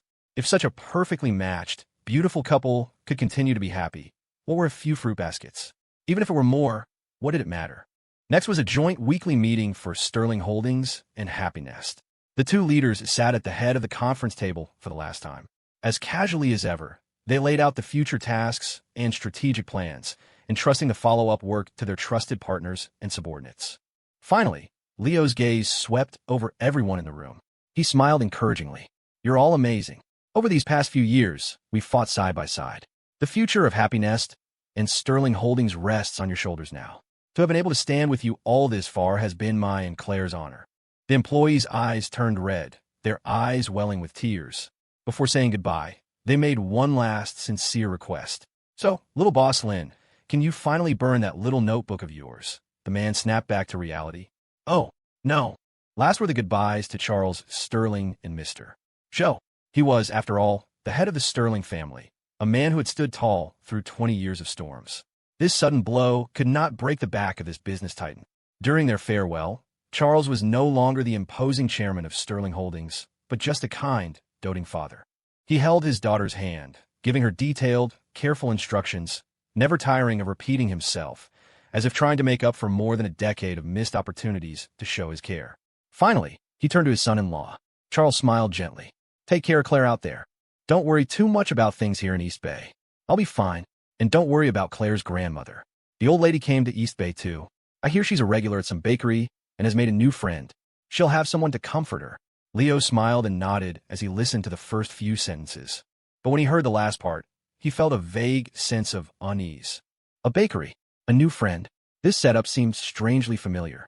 A suspicion began to form. His eyes widened slightly. All right, then. When the couple said their final goodbyes to Mr. Zhou, the decorated veteran from the northern military region slapped Leo heavily on the shoulder. Take good care of the young miss. Then he looked at the couple, a nostalgic look in his eyes, and smiled.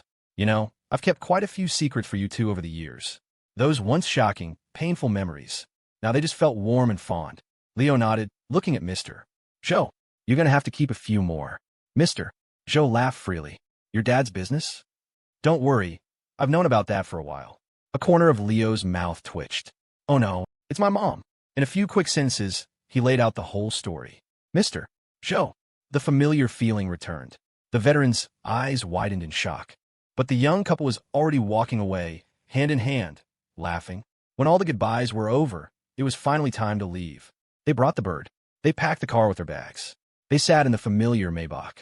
In the driver's seat, Leo turned to his girlfriend and asked with a light-hearted smile, if you only had a little time left, where would you want to go?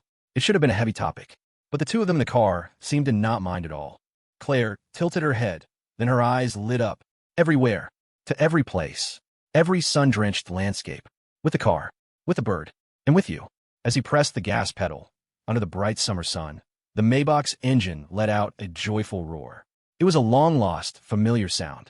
It was the thunderous start of a vibrant new journey. May, up Ritero go. After the end of May, the lethal and savage couple was no longer seen on the Berkeley campus or anywhere in East Bay. Only in the single Slaughterhouse group chat would their friends occasionally get an update on their travels. They had driven all the way to the southwest. They had eaten the local specialties, sweet fermented rice, cold pot skewers, Old Mother's pig's trotters, and all kinds of hot pot. Then, in the height of summer, they had visited Yunnan and tasted the season's delicious wild mushrooms. The couple had feasted in restaurants and small shops in back alleys, eating to their heart's content. But their journey also had its heart-stopping moments, like the 2 times they ended up in the emergency room. This news made their friends' hearts sink, and they anxiously messaged for details. Then they got a concise reply from a certain Bertha Sue. It wasn't me. I was with a certain pighead. Her tone was a mix of exasperation and amusement. The first time, he had bravely challenged an extra spicy Southwest hot pot and suffered the consequences for 3 days. The second time, he had been too eager to try the wild mushrooms and hadn't cooked them thoroughly, resulting in him seeing all sorts of bizarre, abstract things like the door is flying, little people are dancing, and a lighter asked me if I wanted to smoke.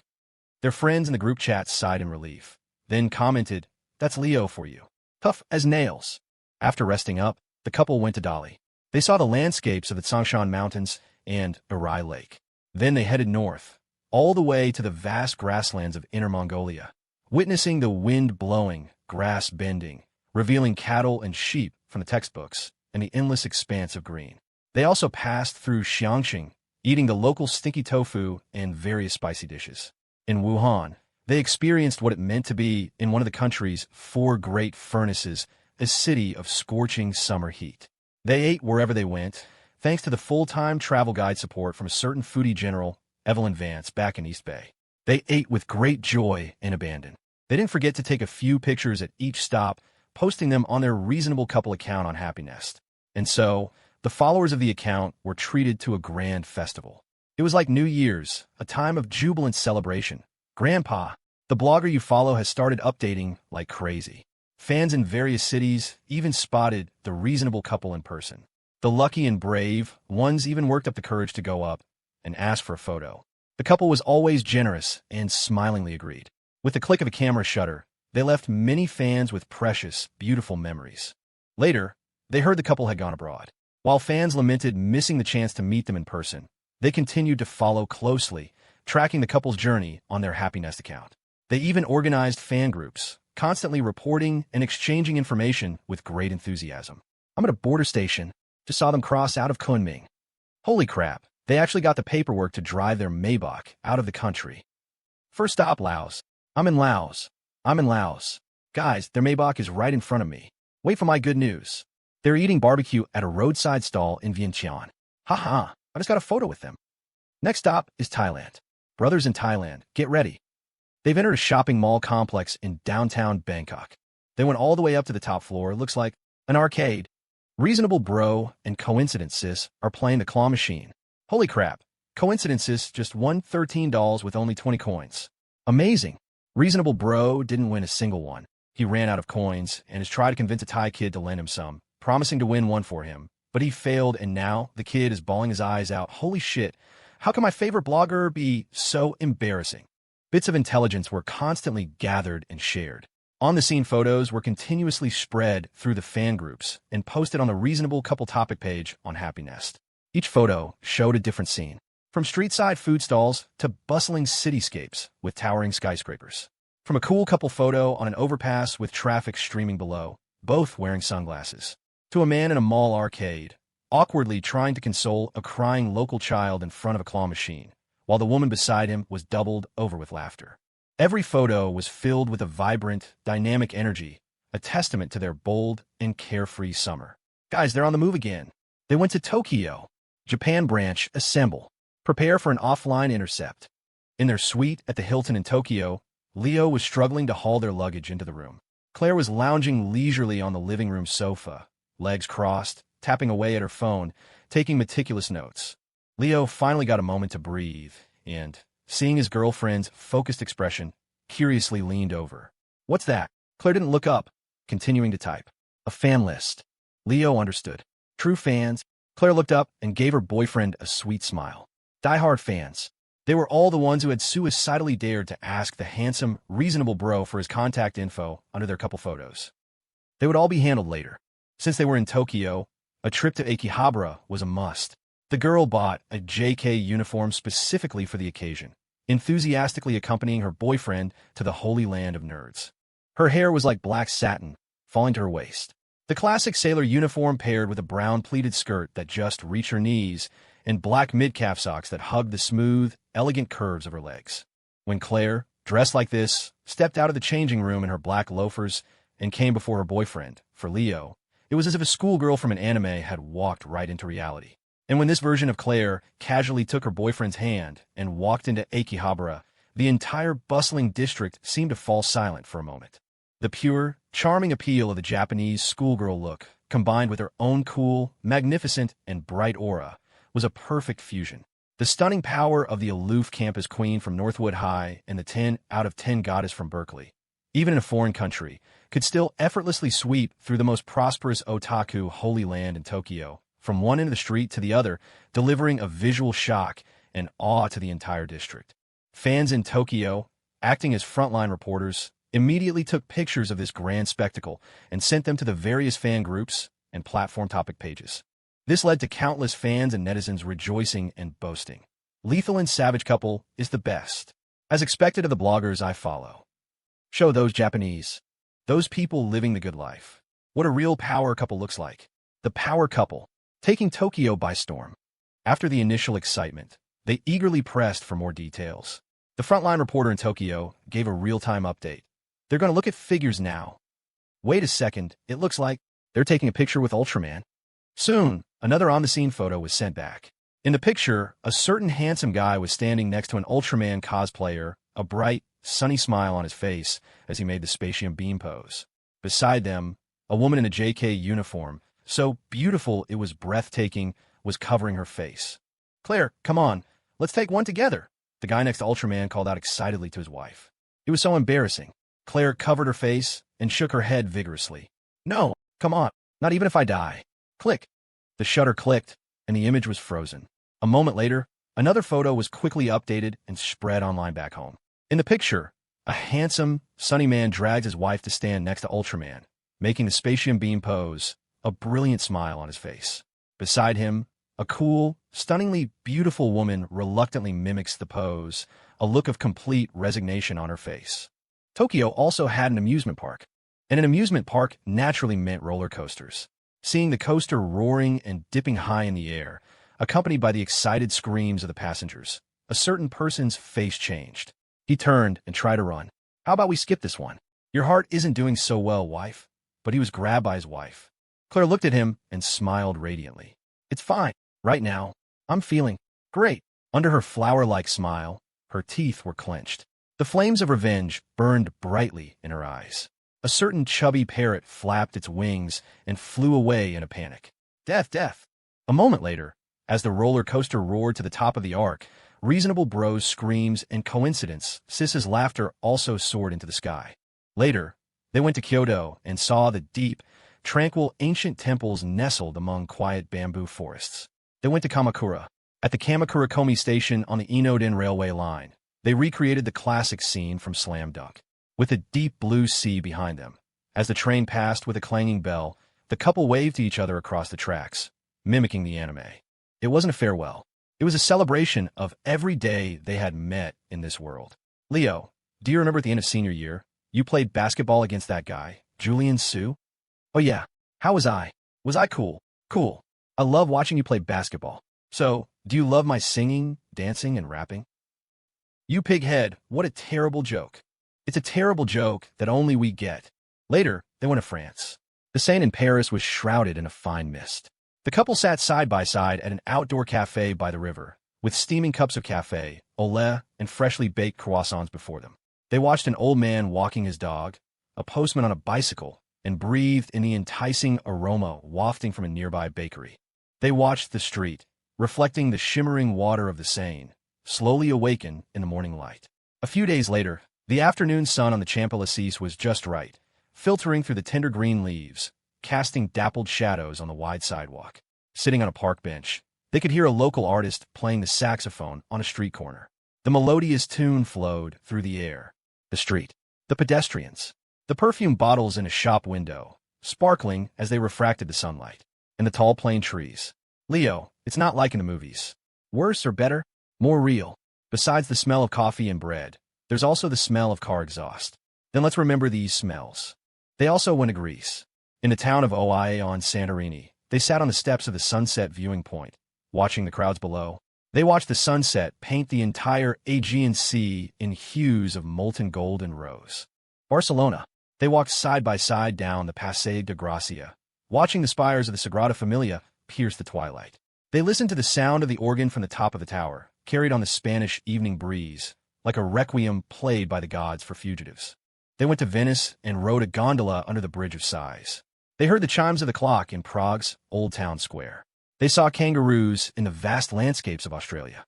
On California's Highway 1, they drove a vintage convertible with the top down, blasting music without a care in the world, speeding along the seemingly endless road. The sun shone down, bright and unobstructed, bringing with it the salty wind of the Pacific. The sea and sky merged into one, a brilliant, dazzling blue in the distance.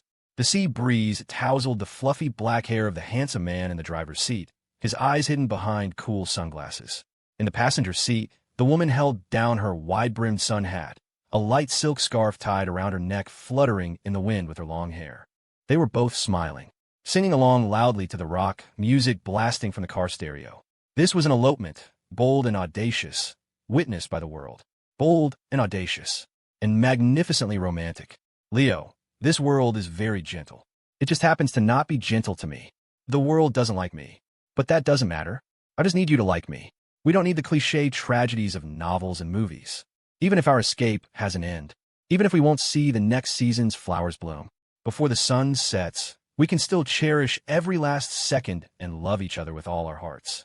At that moment, the sunlight broke through like a floodgate opening, pouring down in a torrent. In the vintage convertible parked on the side of the highway, the rock music blared. The sun shone down on the city. The man and woman in the car kissed, lost in a passionate, unrestrained embrace, as fervent as if they were embracing life itself. As the season quietly turned to autumn, the couple ended their road trip in America and returned to Europe. When they arrived in the UK, they were worried they wouldn't get used to London's gloomy, rainy weather and the old-fashioned decor of the hotels. But after checking into a local hotel, the two of them sat down on the bed and were surprised to find that the soft yet firm mattress felt strangely familiar. When they saw the numbered keypad on the nightstand and tentatively pressed a button on the remote, a familiar rhythmic vibration, the same one from thousands of miles away, echoed through the foreign hotel room. The couple gasped, instinctively turning to look at the hotel's nameplate on the wall. The elegant English letters Big Gold came into view. An international call back to East Bay revealed the whole story from Mr. Chen's hearty laughter. They had never imagined that the Sheen family had an overseas branch. Uncle One Gold, the big gold of the family. He had been operating overseas for years, with businesses all over Britain. He moved in high society and had even been personally awarded an honorary medal by the British royal family. The moment he saw the young couple, Uncle One Gold, who had rushed over, his eyes lit up. First, he praised them for being a perfect match. Then he enthusiastically slapped his chest and declared, "Any friend of 6 Gold is a friend of mine. You two have fun in Britain. Do whatever you want." After some warm, friendly chat, he heard that Claire was quite skilled in baking. He immediately slapped his forehead and said that, as it happened, his hotel was providing the venue for the annual Charity London pastry competition. And so, the couple happily accepted the invitation. The competition was grand and formal. The contestants were all top pastry chefs from all over Britain. Chef Leo and Chef Sue, who had managed to snag a spot through Uncle One Gold's connections, worked tirelessly and, not surprisingly, ended up at the bottom of the rankings. This led to a conflict within the couple. Chef Sue huffed and expressed her dissatisfaction, blaming Chef Leo for dragging her down. Chef Leo was almost choked speechless until a commotion erupted from the front of the crowd. The murmurs grew into a wave of excited chatter. The annual London pastry competition had always been attended by a member of the royal family to present the awards. But no one had expected that this year, Her Majesty the Queen of England herself would grace the event. Your Majesty, as the crowd parted like a sea, people bowing and curtsying, the Queen, regal and elegant, benevolent and majestic, ascended the stage accompanied by younger members of the royal family. She smiled and nodded to the excited and surprised contestants, presenting awards to the winners.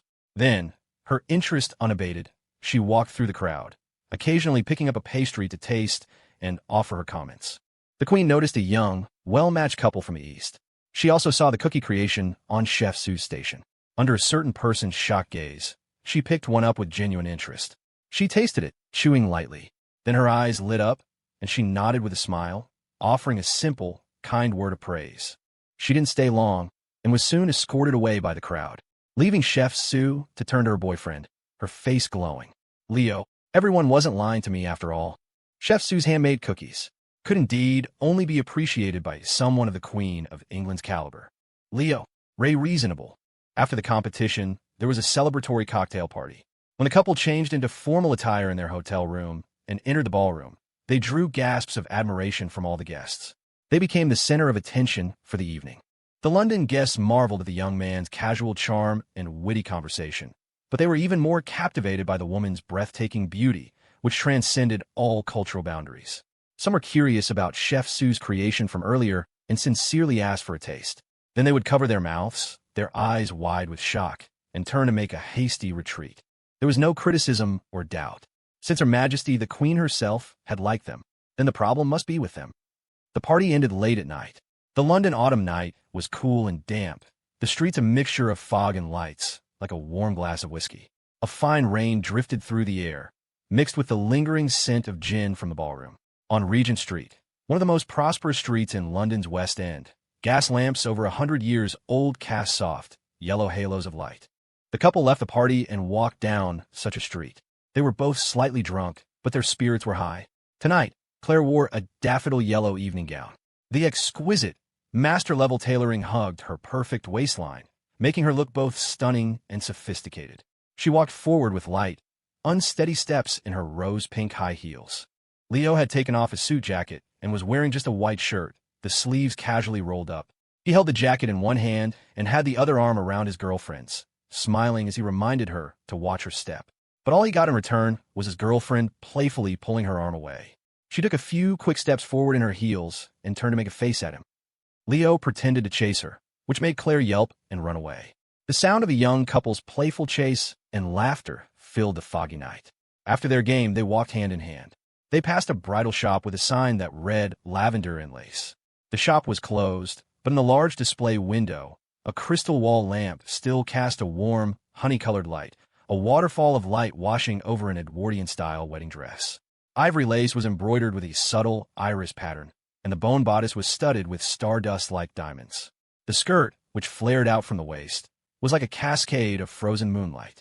Looking at the dress in the window, Claire, slightly drunk, seemed to get an idea. She turned to her boyfriend, her eyes shining, and made a request. He paused for a moment, then smiled and agreed. So he stepped forward, almost face to face with her. He solemnly reached out his hands and, with great ceremony, placed a phantom air veil on her head. The girl cooperatively bowed her head slightly, accepting it with a smile. Then the man took a step back, bowed slightly, and extended his hand in a standard gentleman's invitation. The girl, her eyes twinkling with laughter, elegantly and demurely extended a hand and placed it gently in her partner's. The man took her hand and raised his arm. The girl followed his lead and spun gracefully. Her smooth, dark hair fanned out. The skirt of her yellow evening gown rippled like moonlight on water. On a London street at night, the soft, ethereal fog, the wedding dress in a shop window, and the theatrical, playful couple in front of it blended together. It was as beautiful as a fairy tale. But the real fairy tale was just beginning. As the girl unknowingly let go of her boyfriend's hand and completed one last graceful, elegant spin, her evening gown swirling around her like ripples, she turned back. The next moment, she froze in shock. Her boyfriend had, at some point, slowly knelt on one knee. In his hand, as if by magic, was a velvet ring box that seemed to have been prepared long ago.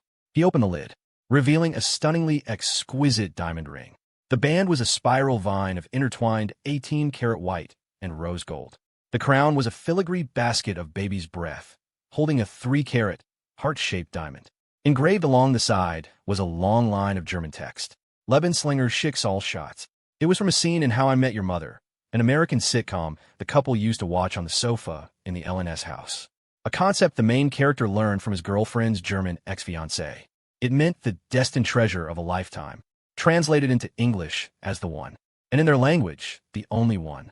Claire subconsciously covered her mouth. Her eyes suddenly filled with tears. The scene was so familiar, just like on the peak of Serenity Mountain 3 years ago. The same surprise, the same shocking joy, except back then, his confession had accidentally turned into a proposal, and he had knelt by mistake. This time, it was not a mistake. Leo looked up at his girlfriend, who was covering her mouth, and smiled. "Claire Sterling, will you?" "I will." He had barely started before she cut him off. The girl had agreed without a moment's hesitation. It almost made the handsome guy, who was trying to make a solemn proposal, choke on his words. He glared at his wife-to-be. "Let me finish." Claire realized her mistake and nodded obediently. Again. "Go on." Leo took a deep breath. "Claire, I will." He almost choked again. He looked up at his girlfriend, annoyed, and she stuck out her tongue and made a gesture, swearing she wouldn't interrupt again. Another deep breath. Leo looked up at her and spoke with great sincerity. "Claire Sterling, will you marry me? According to the laws back home, I'm not of legal age yet, so we can't get a license, but a proposal is fine. I called your dad earlier today and got his permission. My mom even checked the almanac for me and said today is a perfect day for a proposal. I actually had the ring custom-made over a year ago without you knowing. The size should be right. I measured your finger with a piece of string one night while you were sleeping. You were sleeping so peacefully that night. But actually, from much earlier, from the day we got together, I knew I wanted to marry you. Because if we're talking about destiny, no couple in the world has a bond like ours, a bond that spans 2 lifetimes. Us being together is the most natural thing in the world. Anyone would say it's reasonable. I think you feel the same way, so I'm sure you'll agree. But I still have to ask properly because even though I'm 1,000,000% sure, I'm still so nervous right now. My voice is shaking. You can probably hear it. If I keep talking, not only will you cry, but I probably will too. So please, hurry up and give me an answer." He said it all in one breath. Probably the first time in his life he had ever spoken all the words pent up in his heart. Leo took another deep breath. So, controlling the storm of emotions in his heart, holding back the tears welling in his eyes, he met his girlfriend's gaze, met that beautiful face, her makeup almost completely ruined by tears. "Claire Sterling, will you marry me?" At that moment, the stars were like a sea, the moonlight like a waterfall. A cool, dreamlike glow poured down from the night sky, as if paving the street with a silver carpet. It made every tear on the girl's face shine like a brilliant diamond. Claire tried to wipe away the endless stream of tears from her face, but a radiant, beautiful smile broke through. "I will." On that London night, the air was cool and drizzly. The yellow light from the gas lamps on Regent Street illuminated halos of misty vapor. On the quiet, serene street, under the waterfall of light from the closed bridal shop window, the romantic proposal of a couple from the East was reflected. The diamond ring was gently placed not on the girl's left ring finger, as was customary, but on her right. Under the moonlight, the 2 figures melted together, sharing a passionate kiss on a London street. The ceremony was complete. All that was left was a grand and joyous celebration. They randomly found a nearby pub that was still open. The couple walked in, hand in hand, and with warm, joyful smiles, invited every stranger inside to join them. The man's voice rang out, telling the bartender to send a glass of champagne to every customer, to share in their happiness. The patrons in the pub were stunned for a moment. Then they realized what was happening and erupted in a roar of cheers and applause. Slightly tipsy, Claire's face was flushed with the most radiant, vibrant glow. She happily and generously showed off the diamond ring on her hand to the other women, her usual cool demeanor gone, replaced by the smug delight of a woman blissfully in love. Leo, after a few glasses of champagne himself, was also feeling the effects. He wrapped his arm around his wife's waist and, with a flourish, announced to the bartender, the customers, and the waiters, "This is my wife." A customer in the pub smiled and kindly corrected him. The 2 had just gotten engaged, not officially married. Therefore, the beautiful woman beside him should be called his fiancée, not his wife. The couple looked at each other, a knowing smile passing between them. Then the man waved his hand grandly. "No, she's my wife. My wife." They both knew the truth. Time was a luxury they couldn't afford to waste. Though it was only a proposal, on the London street tonight, under a sea of stars and a cascade of moonlight, the moonbeams had paved a silver carpet for them. The twinkling starlight had woven a dreamlike veil in the girl's soft hair. Her daffodil yellow evening gown was her wedding dress. The heavens were their witness.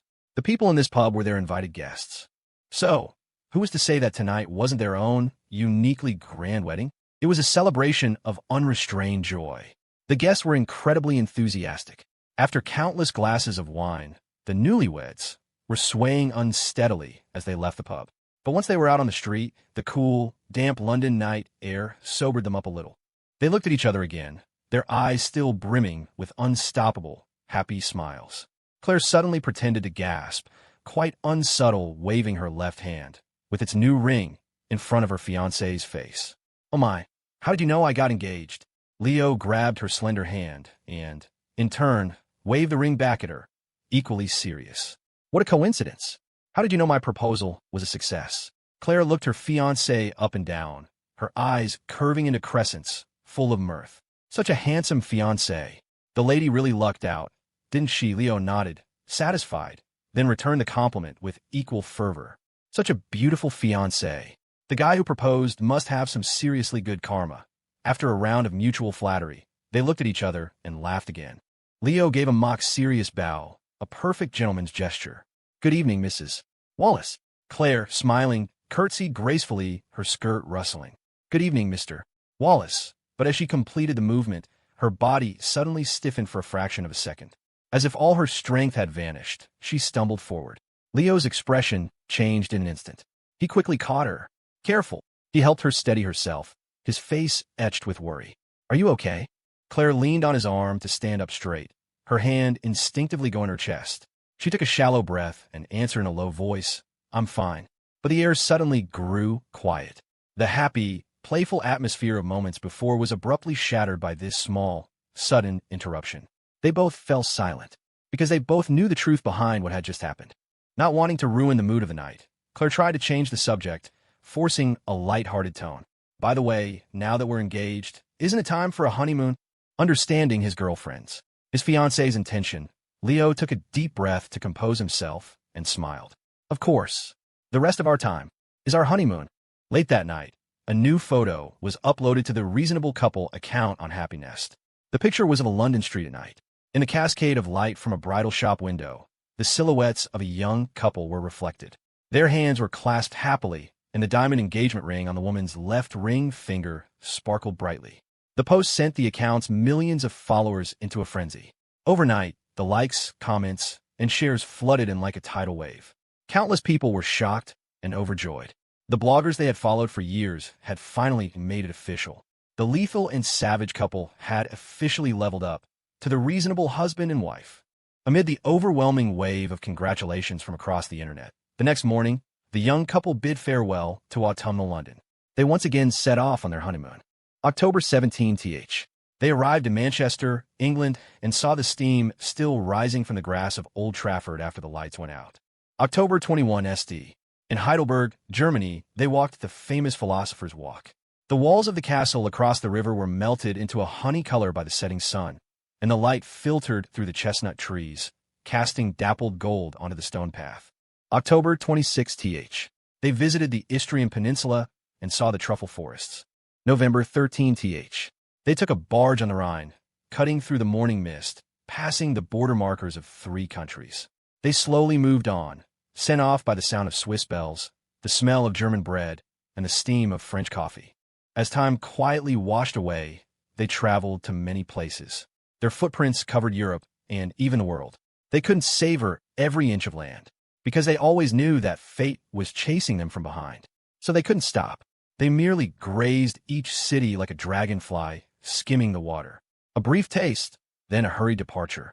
But still, they saw many of the world's sights. They went to Hawaii and watched 400 hawksbill turtles slowly make their migration on the beach. They went to the Moroccan desert and watched the sand dunes ripple into silver waves under the moonlight. They drank mint tea offered by their Bedouin guide, huddled together under a wool blanket, counting shooting stars. They even went to Shipwreck Beach on the Greek island of Zakynthos. In their past life, This would become a classic scene from the K-drama Descendants of the Sun a few years later. On that stone beach, Claire, her face pale and weak, bent down with effort to pick up a pebble. She looked up at her boyfriend and mentioned with a smile, "Legend says that whoever picks up a stone here will meet again." She thought for a moment, then smiled and gently shook her head, tossing the stone away. The woman instinctively reached for her chest. There, on a red thread of destiny woven with a knot of good fortune, hung the platinum double-ring necklace. Now, the blessed Monty stone, a gift from the child in Nevada, was also strung along with it. It was enough. They also took a ferry in Patagonia. On the deck, they watched the steel bow of the ship break through the ice floes of the northern seas. Facing the biting cold wind, their hands blue with cold, they shivered as they carefully carved their evidence into the railing. December 21 SD. At the northernmost end of the world, Leo Hammer and Bertha Sue were here. On the last day of the calendar year, they arrived in Finland. In a small town in Lapland, the home of Santa Claus, they stayed in a glass-domed igloo. When the clock struck midnight, as time ticked over into the new year of 2011, they held each other in the cabin, looking up at the magnificent aurora in the night sky. Ribbons of green and purple light filled the entire sky, as beautiful as a dreamlike reflection. "It's so beautiful." Lying in her boyfriend's arms, Claire's eyes were hazy as she murmured softly. Then she paused. A soft sigh. What a shame. Leo didn't speak. He just lowered his head and held the increasingly frail, thin woman in his arms tighter. He buried his face in his fiancée's neck, inhaling the familiar, gentle fragrance that felt like a part of his own being. He heard her whisper in his ear, "Leo, take me home."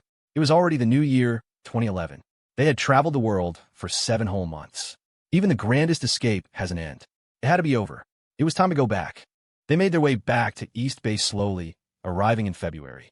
After the flight landed, their first stop was the old stone chapel on Serenity Peak. As they climbed the mountain, they happened to catch the last of the winter snow, a magnificent sight. They entered the chapel and walked through the courtyard. Insisting that Leo wait outside, the woman, dressed in simple, light-colored clothes, walked slowly into the main hall alone. In the fragrant mist of the prayer hall, she held incense sticks and knelt on a cushion before the Bodhisattva statue.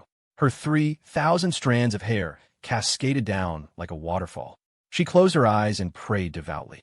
As always, her prayer was not for herself, but for the man outside, for his happiness, peace, and well-being. But the word happiness in her prayer, perhaps, was a bit of a luxury. Claire's eyes dimmed slightly. The Bodhisattva on the lotus throne seemed to sense her thoughts and also lowered its gaze, its head bowed in silence. Claire gently shook her head, smiled, and looked up at the statue.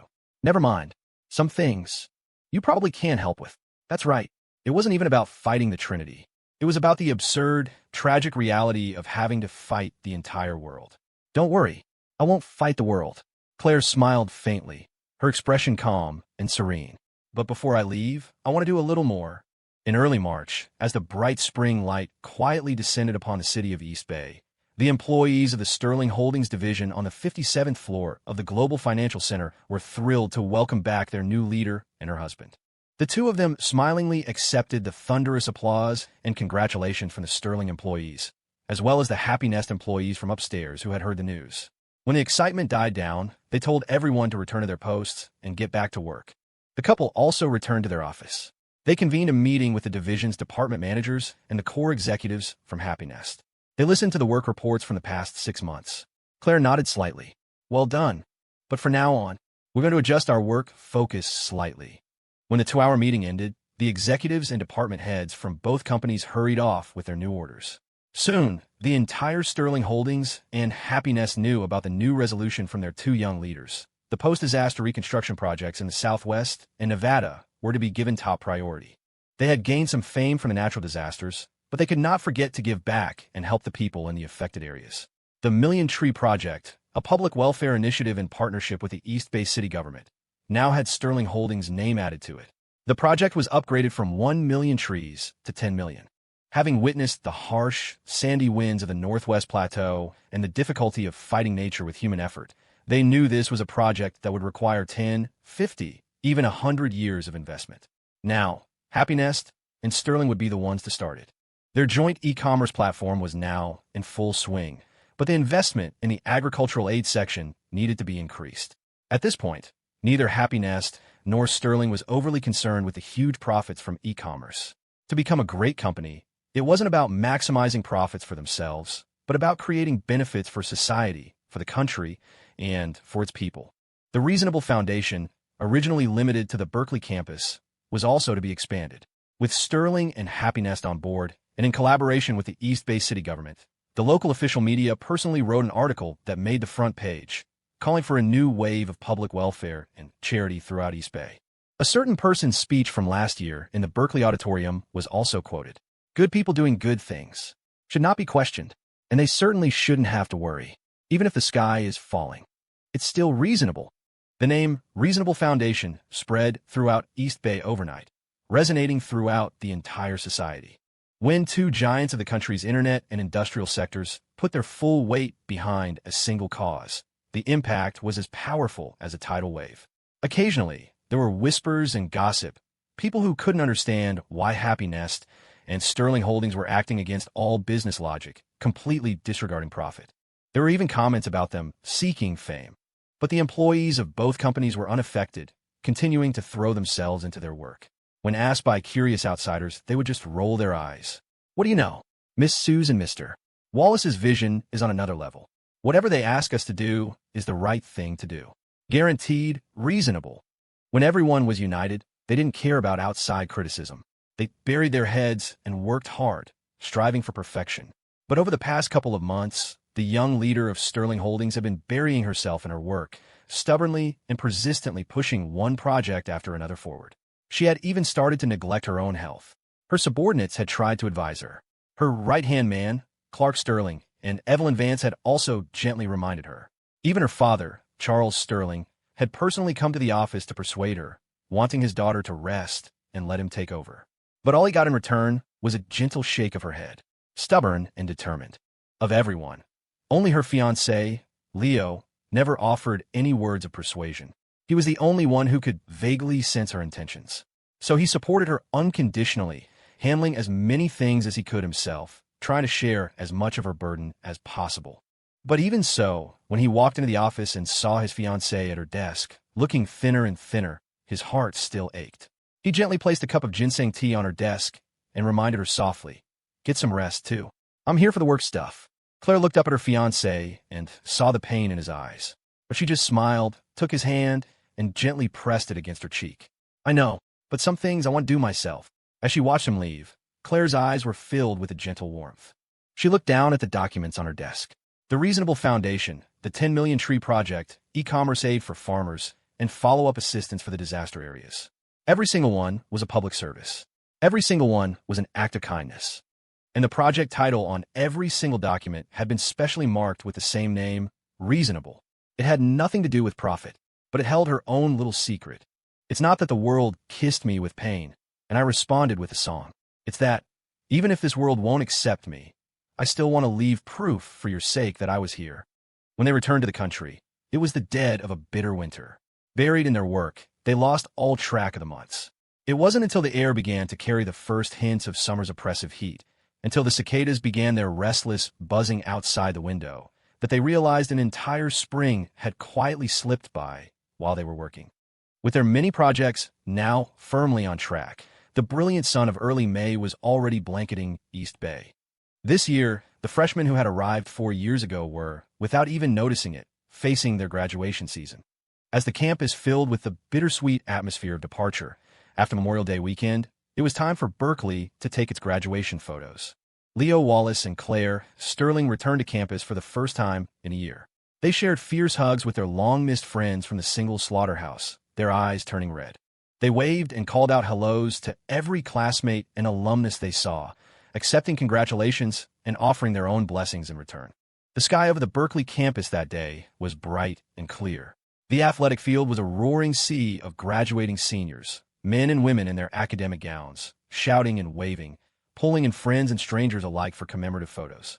When 100 mortarboards were tossed high into the air with a unified cheer, accompanied by everyone's uninhibited laughter and celebration, that single moment seemed to blur time itself. Within the cheers, they could almost see and hear the years that had passed. The boys and girls dorms, Building 16 and Building 37. The first time they had all met. The food at the Wisteria and Golden Osmanthus dining halls, the mad scramble to get in line. The legendary, packed to the rafters performances in the university auditorium. The strange choral sounds that always seemed to emanate from the woods at the overlook. Every morning, yawning, eyes half closed on the walk to class. Every evening, excitedly rushing out the east gate to the food trucks on the commercial street. Youth, sunlight, sweat, basketball on the courts, and cold drinks from the campus store. Those vibrant boys and radiant, captivating girls.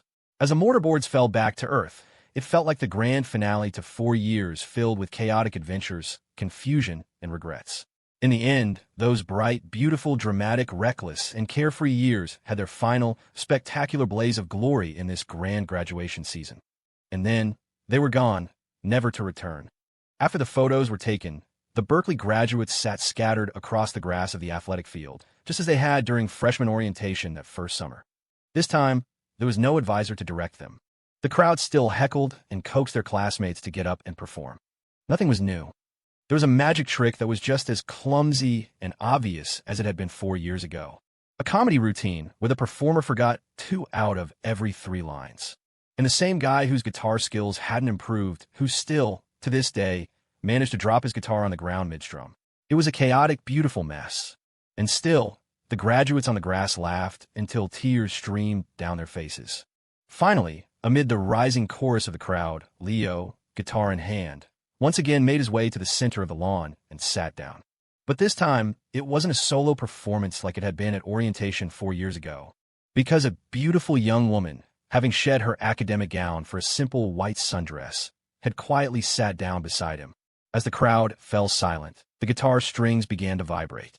A gentle, melodious tune flowed across the sun-drenched lawn. Following the melody, the young woman began to sing. It was an indie song, released in the summer of 2007. That same summer, a pair of reborn souls had woken up, one after the other, in a senior-year high school classroom. Their eyes had met, and a reckless, desperate hug, in a classroom shocked into silence, had brought the greatest surprise of that summer. It was the beginning of all the stories and legends that would unfold over the next 4 years. Yours was the first face that I saw. I think I was blind before I met you. I don't know where I am. I don't know where I've been. But I know where I want to go.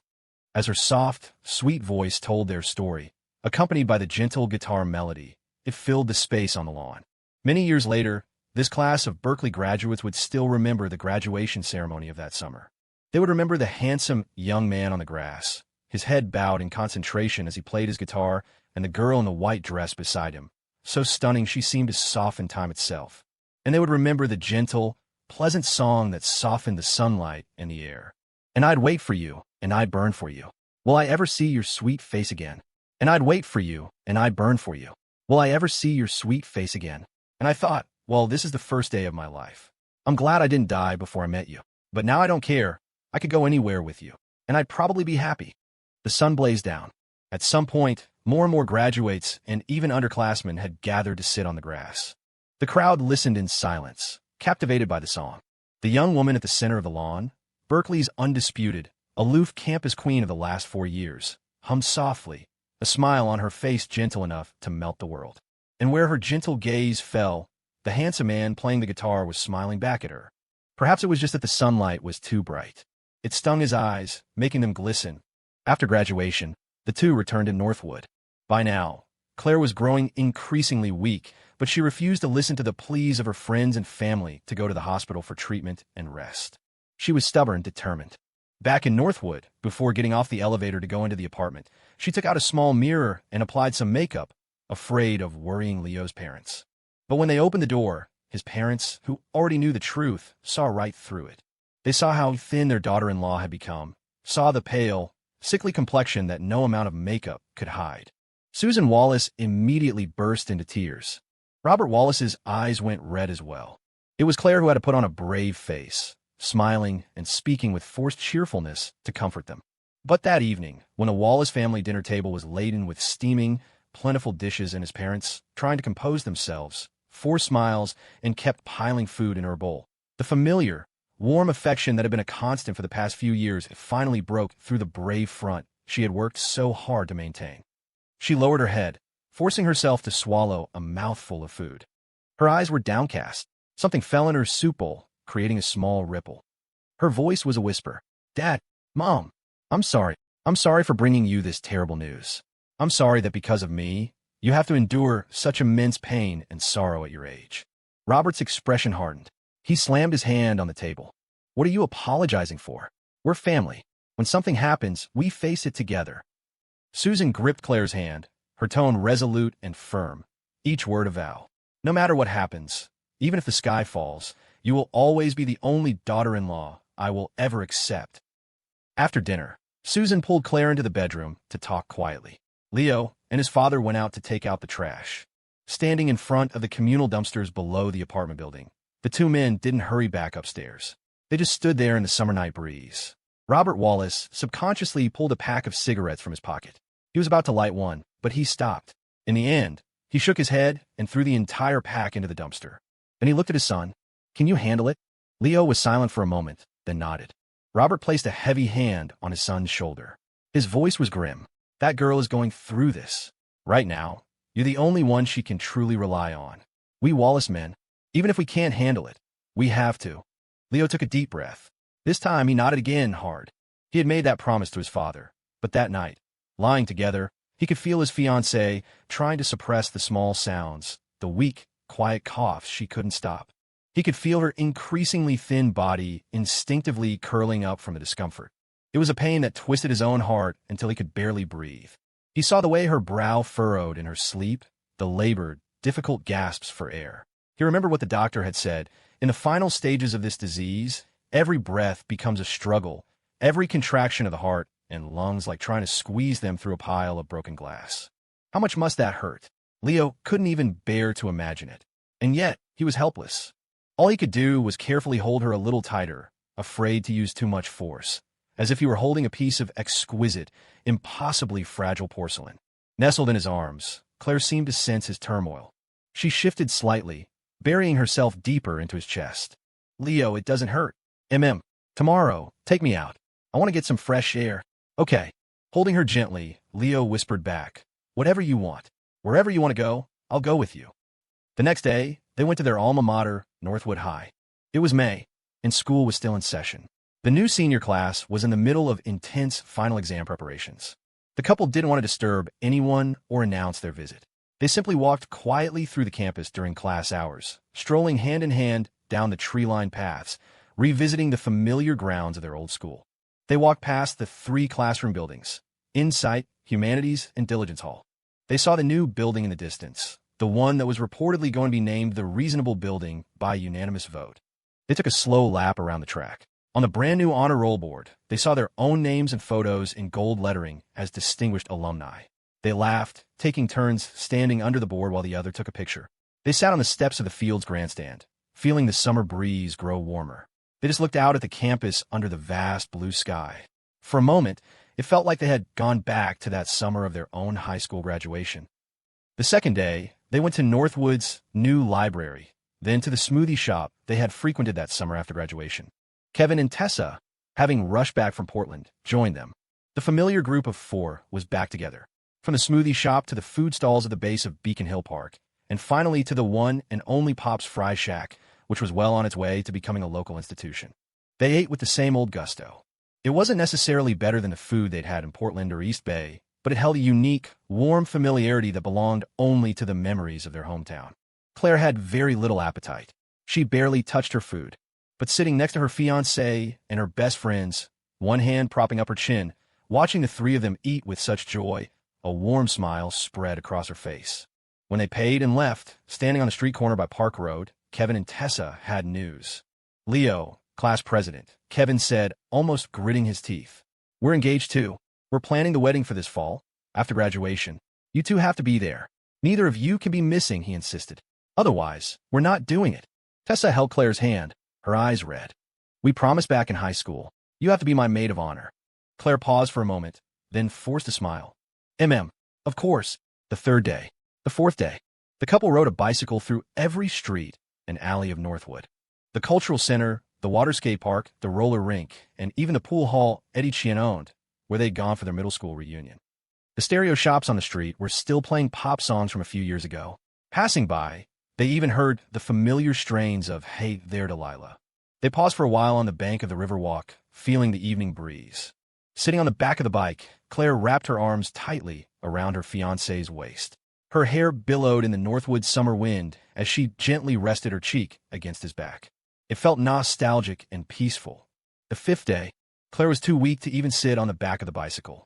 So, without a second thought, Leo changed their mode of transport. He drove. The Maybach started smoothly, carrying its master and mistress to even more places in Northwood and to places farther away. The small county wasn't that large to begin with. Leo kept his hand steady on the wheel, driving as smoothly as possible. He patiently drove his fiancée around the county, lap after lap, over and over. In the passenger seat, Claire rested her head against the headrest, turning her face to look out the window. She fought to keep her heavy eyelids open, watching the streets and the shadows of the night fly past. She watched with a greedy, almost obsessive gaze, full of nostalgia and longing, as if she didn't want to miss a single familiar sight, as if she wanted to sear it all into her very being. The sixth day, May 20th, a day that should have been a celebration for lovers. Leo and Claire drove out of town, their silly bird in tow, heading towards Mount Jade. The Maybach slowly climbed the mountain road and parked halfway up. But this time, it didn't just camp there. They got out, carrying bags of food and camping gear, and headed straight for the summit.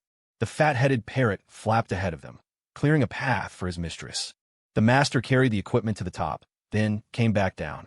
He found his fiancée waiting for him on the path. Claire held out her hand without a hint of shame. The path is slippery. Help me. She used the exact same reason she had the first time they came to Mount Jade, her face a perfect mask of innocence. Back then, it was just a habit, an excuse to get close to him. This time was different. Leo smiled. We're practically an old married couple, and you're still pulling this?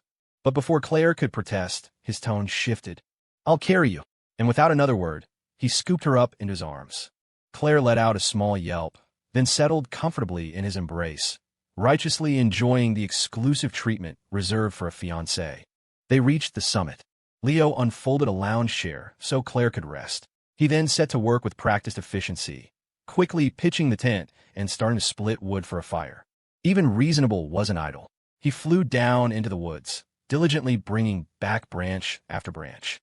Only Claire relaxed comfortably in the chair, watching her fiancé and her silly bird bustle around, offering a steady stream of unsolicited advice. Once upon a time, the great campus Queen Sue had been a master of splitting firewood herself. Once the fire was going, the grill was set up. Leo took a variety of ingredients from a portable cooler and started grilling. Before long, the skewers were sizzling, dripping with fat. A few potatoes, buried in the coals, were turning black on the outside, their enticing aroma filling the air. When the first batch was ready, he shooed away a certain greedy parrot that was trying to sneak a bite. Leo presented the first skewers to his fiancée like a trophy. Today, for a rare change, Claire's appetite was strong. Her mood and stomach both seemed to be in good spirits. She ate several skewers in a row. She held the hot potato Leo had peeled for her, eating it with relish, savoring every delicious bite. Leo continued to man the grill, occasionally handing her a new skewer or gently wiping a smudge of grease from the corner of her mouth. But mostly he just stood by, smiling, watching her eat so happily, as if he could watch her like this forever. As the daylight faded, the air on the mountaintop grew cool. The lounge chair was placed under the tent's awning. The couple sat close together, wrapped in a blanket, sharing the warmth of the campfire. They sipped hot tea to warm themselves, chatting aimlessly, from their various work projects to their loyal and capable employees. I think we'll be fooling poor Isabella for the rest of her life. Yvonne is so smart and works so hard. She reminds me of myself when I was young, in my last life. In the future, she could take over at Sterling Holdings, or maybe go to Happy Nest. Either would be fine. From a tea in President Chun Wang Dao's office to Dr. Finch's 5-in-a-row games, and the governor's fruit baskets. They brought up Kevin and Tessa's wedding again. She had promised to be there, but she didn't know if she would have to break that promise. The thought filled her with guilt and regret. And then there was Wyatt and Anna's engagement. She worried that it needed to be moved up on the schedule. The fortune that punching bag Wyatt lost to us in that bet, he doesn't have to pay it back, as long as he treats Annie Cakes well, as long as the two of them can be happy together for a lifetime. On the summit of Mount Jade, they talked about so many things. It felt as if they had a lifetime of stories left to tell, until quietly night fell, until a bright, clean moon peeked out from behind the clouds. and the stars began to glitter in the sky. Claire nestled into Leo's embrace, looking up at the night sky over Mount Jade. She spoke softly. It's not as beautiful as the northern lights in Finland, but this is still my favorite place. Many, many years ago, as a child, she had come to this summit countless times with her mother to watch the stars. Many years later, her mother was gone. But now, she had the most important and precious partner in her life beside her, gazing at the stars together, embracing under their watchful gaze. And even in the final moments of her life, to be able to be with him to return to this summit. That was enough. This life had not been in vain. How incredibly lucky she was. Leo, hold me again. The cool night wind swept across the summit, lifting the young woman's hair. In his arms, she felt as thin as paper, as if the wind could blow her away. Leo held his fiancée tight. She felt so light, so terribly light. The mountaintop was silent. The fat-headed parrot stood a quiet, dutiful watch beside his mistress. Only the occasional crackle of the campfire broke the stillness. Claire, exhausted from the day's activities, seemed to be growing sleepy. Her eyelids drooped. Cuddled in Leo's arms, she murmured, as if to him, as if to herself, "Leo, when I'm gone, you're allowed to find a new girlfriend. But you have to wait 3 years. Men who move on too quickly are scumbags. And if you do, be careful. I might have Mr. Show. Handle you. Leo, I'll allow you to love the next girl. Anyone is fine. But if it's Sarah Lynn, you're dead. The next girl, she could be like me.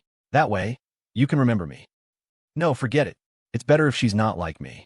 I don't want you to miss me too much. You can love her, but you're not allowed to love her more than you love me. No, forget it. You can love her more than me. Because I don't want your life to be forever trapped in my shadow. Remember me, but forget me too. That's the only way you can build a new, happy family and start a new life. Leo, it's been a long time since I've seen so many stars from a summit. Do you think? My mom is coming to get me, but I don't really want to go yet. Leo, I'm a little sleepy. Let's talk a little more. You have to talk to me. Don't just listen, or I'm afraid I'll fall asleep and it will be hard to wake up again. Leo, Leo, Leo. I just realized your name is so beautiful. It's like I can never say it enough. Don't get annoyed with me. I just want to say it a few more times. Leo, Leo, Leo, Leo, the moon is beautiful tonight. Leo, I love you. Her scent and her warmth lingered, but her heart had quietly, slowly stopped beating. The woman closed her eyes. She had talked tirelessly for so long tonight. Now she was tired, and so, with a peaceful expression, she rested quietly in her lover's arms and died. The moon slipped silently behind the clouds. The stars dimmed, and then the rain began to fall. The wind carried the fine mist, blowing it in from under the tent's awning. It fell on Leo. He seemed not to notice, letting the intensifying downpour soak his clothes and his body. He just kept his head down, carefully shielding his sleeping fiancée in his arms, as if he was afraid the howling wind and driving rain might startle her from her dreams. At some point, 2 figures appeared on the mountain path. One large, one small, a monk and a priest. They too ignored the torrential rain. The 2 figures stood silently in the downpour, watching the scene. The young monk pressed his palms together and quietly recited a scripture. When he finished, he spoke softly. "My condolences." The priest looked at the woman lying peacefully in her fiancé's arms, his eyes filled with pity and sorrow. Finally, he let out a long, regretful sigh. Heaven's will is hard to defy. Heaven's will. Leo's body seemed to stir slightly. He didn't turn around. His voice was a questioning taunt, or perhaps just a whisper to himself. What heaven's will? Tearing apart 2 people in love? Is that heaven's will? Failing to clean up your own mess, letting that anomaly, that one that escaped the great Tao, slip through, and then trying to patch the hole by just erasing someone. You call that heaven's will? On the summit, in the rain, the monk and the priest were struck dumb, unable to answer. But Leo had already lifted his head, his expression calm, almost indifferent as he looked at them.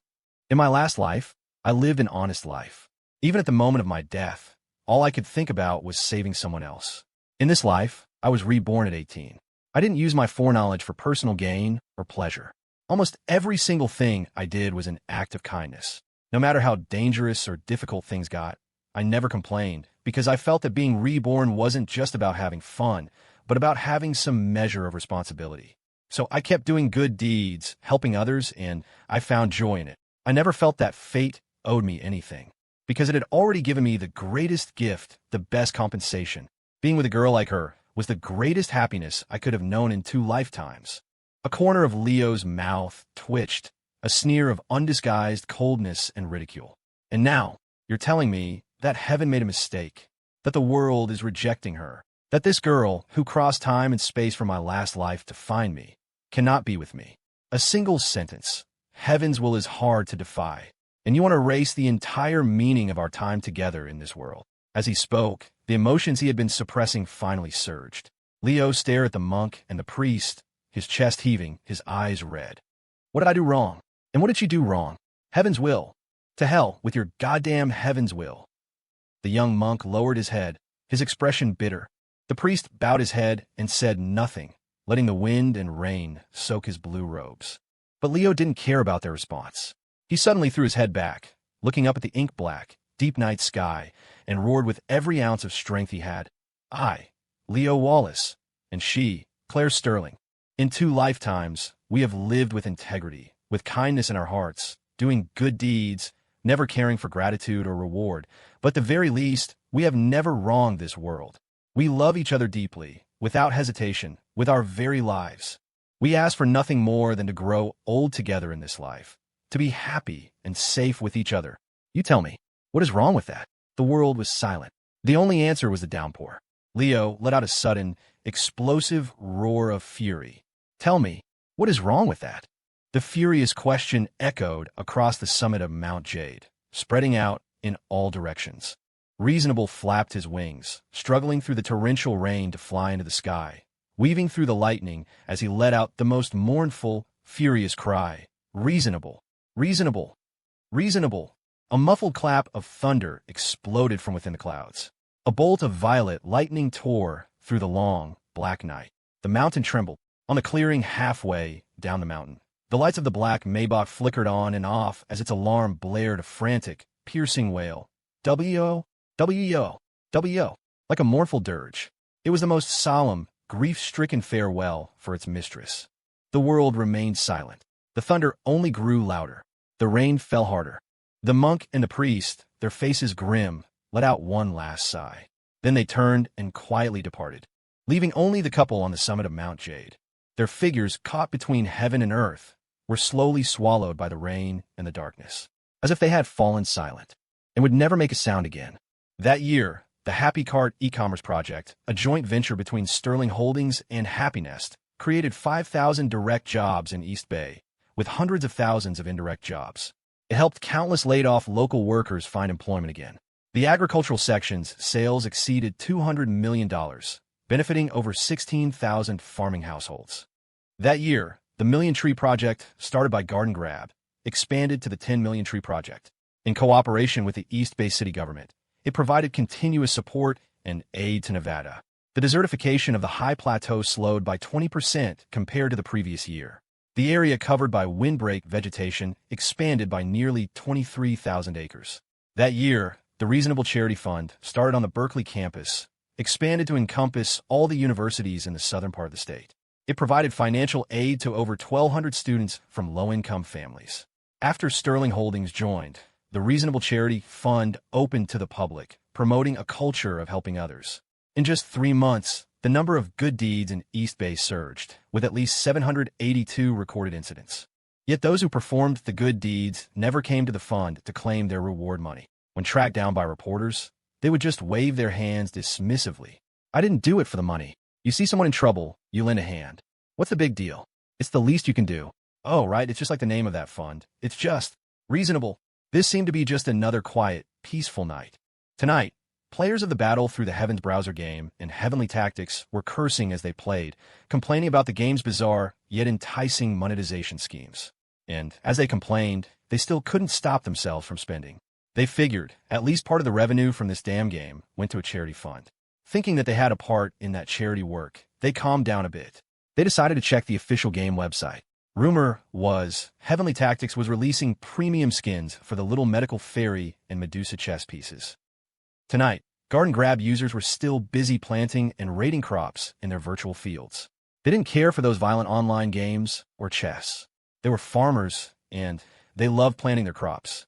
Besides, planting virtual crops could donate real fruit trees to the deserts out west. It was a truly righteous cause. Thinking of this, the farmers got excited and decided to check the tree planting charity page on the website to see how close their latest harvest had brought them to donating the next tree. Tonight, many more students, bored on their summer break, were aimlessly refreshing their Happy Nest pages, checking to see if any of the accounts they followed had updated. The fans of the Reasonable Couple account were frowning. Grandpa, the account you followed didn't update again today. The last post was a photo showing off an engagement ring. For the next 6 months, nothing. Come on, you two, at least post some updates on your married life.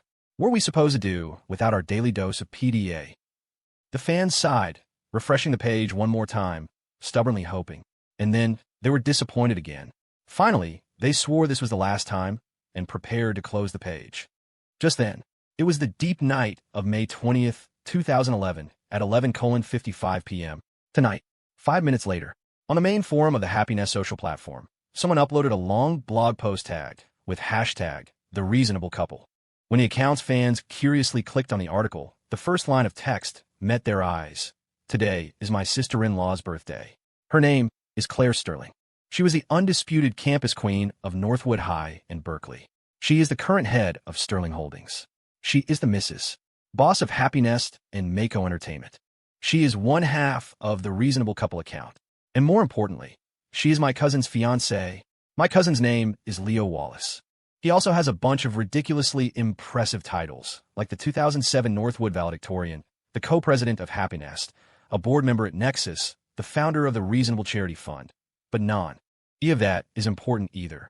Today, what I want to talk about is the story of my cousin and my sister-in-law. My cousin and my sister-in-law were high school classmates. They knew each other early on. More than just classmates, they were desk mates for all 3 years of high school. My cousin had a secret crush on my sister-in-law for 2.5 years. He even secretly wrote her name over and over for several pages in his diary. Yes, Leo the pig, I accidentally saw it last year when you were home for the holidays, ha. But in those 2.5 years, he barely said 10 words to her. He was almost tricked by some bad woman named Sarah along the way. So at this point, please join me in saying, to hell with Sarah L. Hey Sarah, if you're reading this, please don't mind me. I know, yo. You're a really good person now, so you could just skip this part. It wasn't until the second semester of senior year, in the last 2 months before final exams, that my cousin and my sister-in-law really started to connect. According to my sister-in-law, it was a hot afternoon. During literature class, she had a nightmare, and when she woke up, she just grabbed the desk mate next to her and hugged him. Personally, I don't buy that nonsense for a second. I've always felt like they had some secret I didn't know about. But according to them, their story begins there. The article was long. The author's writing style was a bit rambling, yet patient. From a first-person perspective, she retold the story she had heard from her cousin and his fiancée, sharing every little detail of their lives. Though the writing was plain and unadorned, readers found themselves completely immersed. They laughed out loud at the endless, reasonable schemes the female protagonist pulled in high school. No wonder they call her Ms. Coincidence, she's a legend. They slapped their foreheads in despair at how the male protagonist would, time and again, skeptically accept her reasonable excuses. Reasonable Bro was such a clueless guy back then. Made of titanium, that one. How the hell did he manage to get a girlfriend? So why can't I? They smiled like doting ants, hands clasped to their hearts, reading about the couple's drunken, bold kiss in the karaoke room after their high school graduation. Their moods tensed as they read about the hostage situation on the train. Their blood pumped with excitement, reading about the female protagonist walking through the crowd at the freshman welcome gala, bouquet in hand, to get on stage. They were moved to joy by the confession in front of the old stone chapel on Serenity Peak. The article was very, very long. So long that the fans lost all track of time, as if they were walking alongside the protagonist through 4 entire years, all within the lines of simple text. Only through the article did they realize that the couple they followed had such astonishing, hidden identities. The co-president of Happy Nest, the new heir to the Sterling family. And yet, despite their status, the hero and heroine of the story never acted high and mighty. Instead, they repeatedly humbled themselves to help others. Beyond the heart-pounding stories of subduing criminals, fighting natural disasters, or facing down crime syndicates in a KTV, there was more. The charity bake sale during the southern snowstorms. The Sweet Return Bakery's charity bread program. And their unwavering sense of duty and responsibility during the Great Southwest Quake and the Silver Creek disaster. The 10 Million Tree Project. The students they sponsored and the culture of kindness they fostered. That was what truly moved and shook people to their core. It inspired genuine admiration and respect. And it gave rise to a heartfelt, sincere thought. Two people like that deserve the greatest happiness in the world. They deserve to be together forever.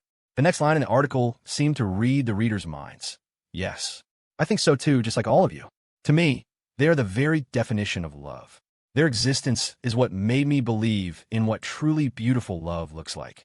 So, when I found out that my sister-in-law was terminally ill, I felt a kind of disbelief, as if the sky was falling, a blow of the most profound grief and sorrow.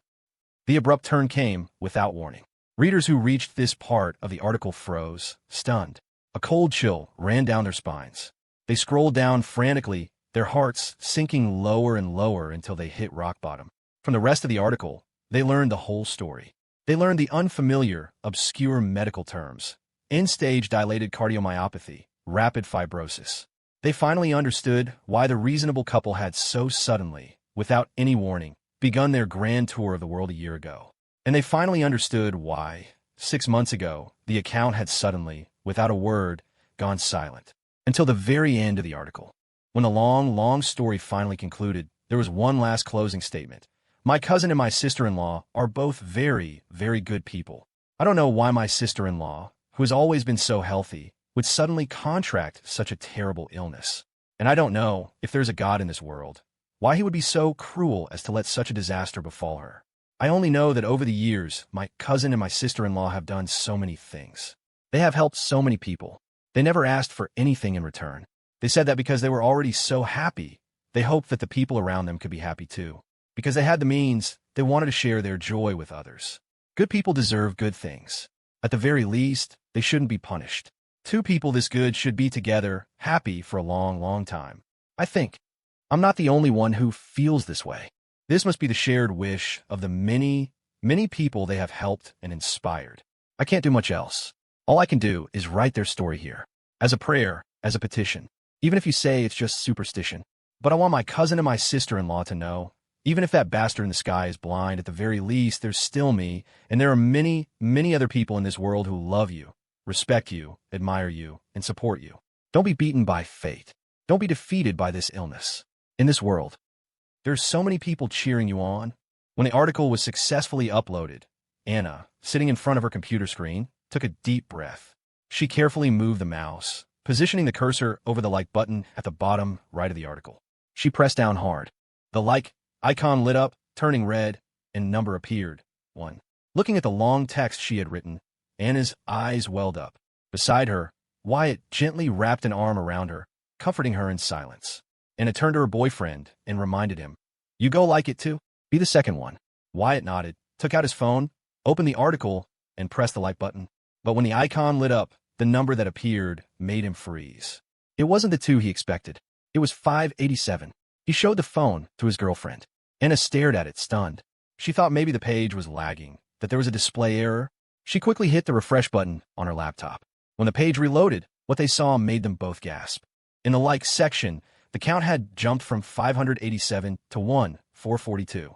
In just a few seconds, it had more than doubled. At the same time, the share count in the bottom left corner had already hit 623. And in the comments section below, there were over 800 comments. Dense, layered, a uniform, identical reply, just one word, repeated over and over: reasonable. When a single drop of water falls into the ocean, it seems to change nothing. But when rivers flow to the sea, the energy gathered from countless drops of water can quietly, little by little, influence the world. On Mount Jade that night, the rain poured down, lightning flashed, and thunder roared. The monk and the priest were walking silently down the mountain path when, at the same moment, they both stopped in their tracks. They whipped their heads around to look at the night sky, their faces etched with shock and disbelief. Perhaps only those with their transcendent perception could sense it. The world seemed to have undergone a change. The prayer beads on the young monk's chest trembled. The compass in the priest's hand began to spin wildly, as if the secrets of heaven were in chaos. Or perhaps it was a new, vast, and indescribable power, rising from all directions, resonating with the world. Heaven's will. The monk and the priest were shaken. No, this is not heaven's will. This is the will of the people. They spun around and looked back towards the summit of Mount Jade. On the summit, The figures of the man and woman had been swallowed by the rain and darkness. But in the eyes of the two masters, they could see a profound, indescribable power gently shielding the two of them from the storm. The red thread of destiny around the woman's neck seemed to emit a faint glow. Quietly, the knot of good fortune and the Mani stone connected to it began to hum, as if they were responding to the power gathering from every corner of the world. Unlike the cold indifference of heaven's rules, this was the warmth of the mortal world. This was the will of the masses. Those who gather firewood for the people shall not be left to freeze in the snow. Those who do good for the world shall not be forsaken by it. Heaven sought to take her away, but the entire world wished for her to stay. The young monk's expression softened. He faced the summit, pressed his palms together, and let out a sigh of wonder. Ba. Then a brilliant smile spread across his face. Reasonable. He glanced sideways at the priest beside him. The priest was speechless, but his face held the same relieved, gratified smile. He shook his head gently. Reasonable. On the summit of Mount Jade, in the pouring rain, Leo held Claire and felt himself sinking into a world of lightless darkness. Just like 4 years ago, when he was reborn, he was weightless, unable to tell north from south, up from down. In a daze, he had only one thought, but as he searched desperately through the void, he couldn't find the most important person in his life. Just as the urgency in his heart was about to tear him apart, he heard it. From another world, it seemed. The crisp sound of a mouse clicking. Click! Like a single, golden point of light falling into the dark ocean. It faintly illuminated a small patch of the void in the distance. Then, a second click, a third. Before Leo could react, his ears were filled with a dense, continuous stream of crisp sounds. With each sound, a new golden point of light fell into the dark world, until in the distance he saw a silhouette so familiar it was carved into his very soul. Without a second thought, Leo struggled, swimming desperately towards it. But the figure was still sinking, as if being pulled away by an even deeper darkness. Leo swam downwards like a madman, and behind him, as the dense, rapid, and majestic chorus of clicks grew louder, more and more golden points of light gathered into clusters, floating and following him. He continued down, until he was dragging a vast, brilliant sea of light that seemed to encompass half the world. When the figure was almost within reach, Leo lunged forward with all his might. He reached out his hand and grabbed her arm. At that moment, a deafening roar filled his ears. The entire world was consumed by the golden sea of light. In that brilliant, dreamlike world, their hands were clasped tightly together. Then, another boom in his mind. The world seemed to dissolve. When Leo woke up again, he was still on the summit of Mount Jade. He didn't know how much time had passed, but the sky was beginning to lighten. The wind had died down, the rain had stopped. The world seemed peaceful once more. Leo looked around in a daze, then suddenly remembered something and looked down frantically. The young woman's eyes were still closed. She lay quietly in his arms, as if nothing had changed, until, faintly, Leo thought he heard a sound thump. Leo jolted. He eagerly, yet carefully, lowered his head, gently pressing his ear to Claire's chest. Everything was silent. There wasn't even the sound of the wind. Until the second sound came. Thump. In that instant, Leo's eyes burned hot with tears. Greedily, he listened, straining to hear the heartbeat grow louder, steadier, stronger. Thump, thump, thump. It was the most beautiful music in the world. The young woman's eyelashes fluttered. As Leo watched, holding his breath, she weakly, but determinedly, opened her eyes. Claire rubbed her eyes tiredly. As her blurry vision focused on the familiar face before her, she froze. She opened her mouth, but before she could speak, her fiancé leaned down and pressed his lips forcefully against hers. The kiss was long and passionate, until they were lost in it, forgetting the world, forgetting themselves. A certain fat-headed parrot came flying back, overjoyed. Seeing his master and mistress, he quickly made himself scarce, flapping his wings to go find May down the mountain, chirping happily to himself. Not for kids. Not for kids. After what felt like an eternity, they finally broke apart. Claire could feel the steady, strong beat of her own heart. Her breath was only slightly ragged from the intensity of the kiss. She looked up at her fiancé and smiled. I just had a nightmare. Leo smiled back. I promised, didn't I? No matter how many times you fall asleep, I will always wake you from your nightmares. At that moment, the golden morning light broke through the clouds, spilling onto the summit of Mount Jade. It illuminated the entire peak with a vibrant, renewed life. Bathed in the brilliant morning sun, the figures of the man and woman were as timeless and moving as a painting. Claire tilted her head, as if thinking. Then her smile bloomed. Reasonable. The end.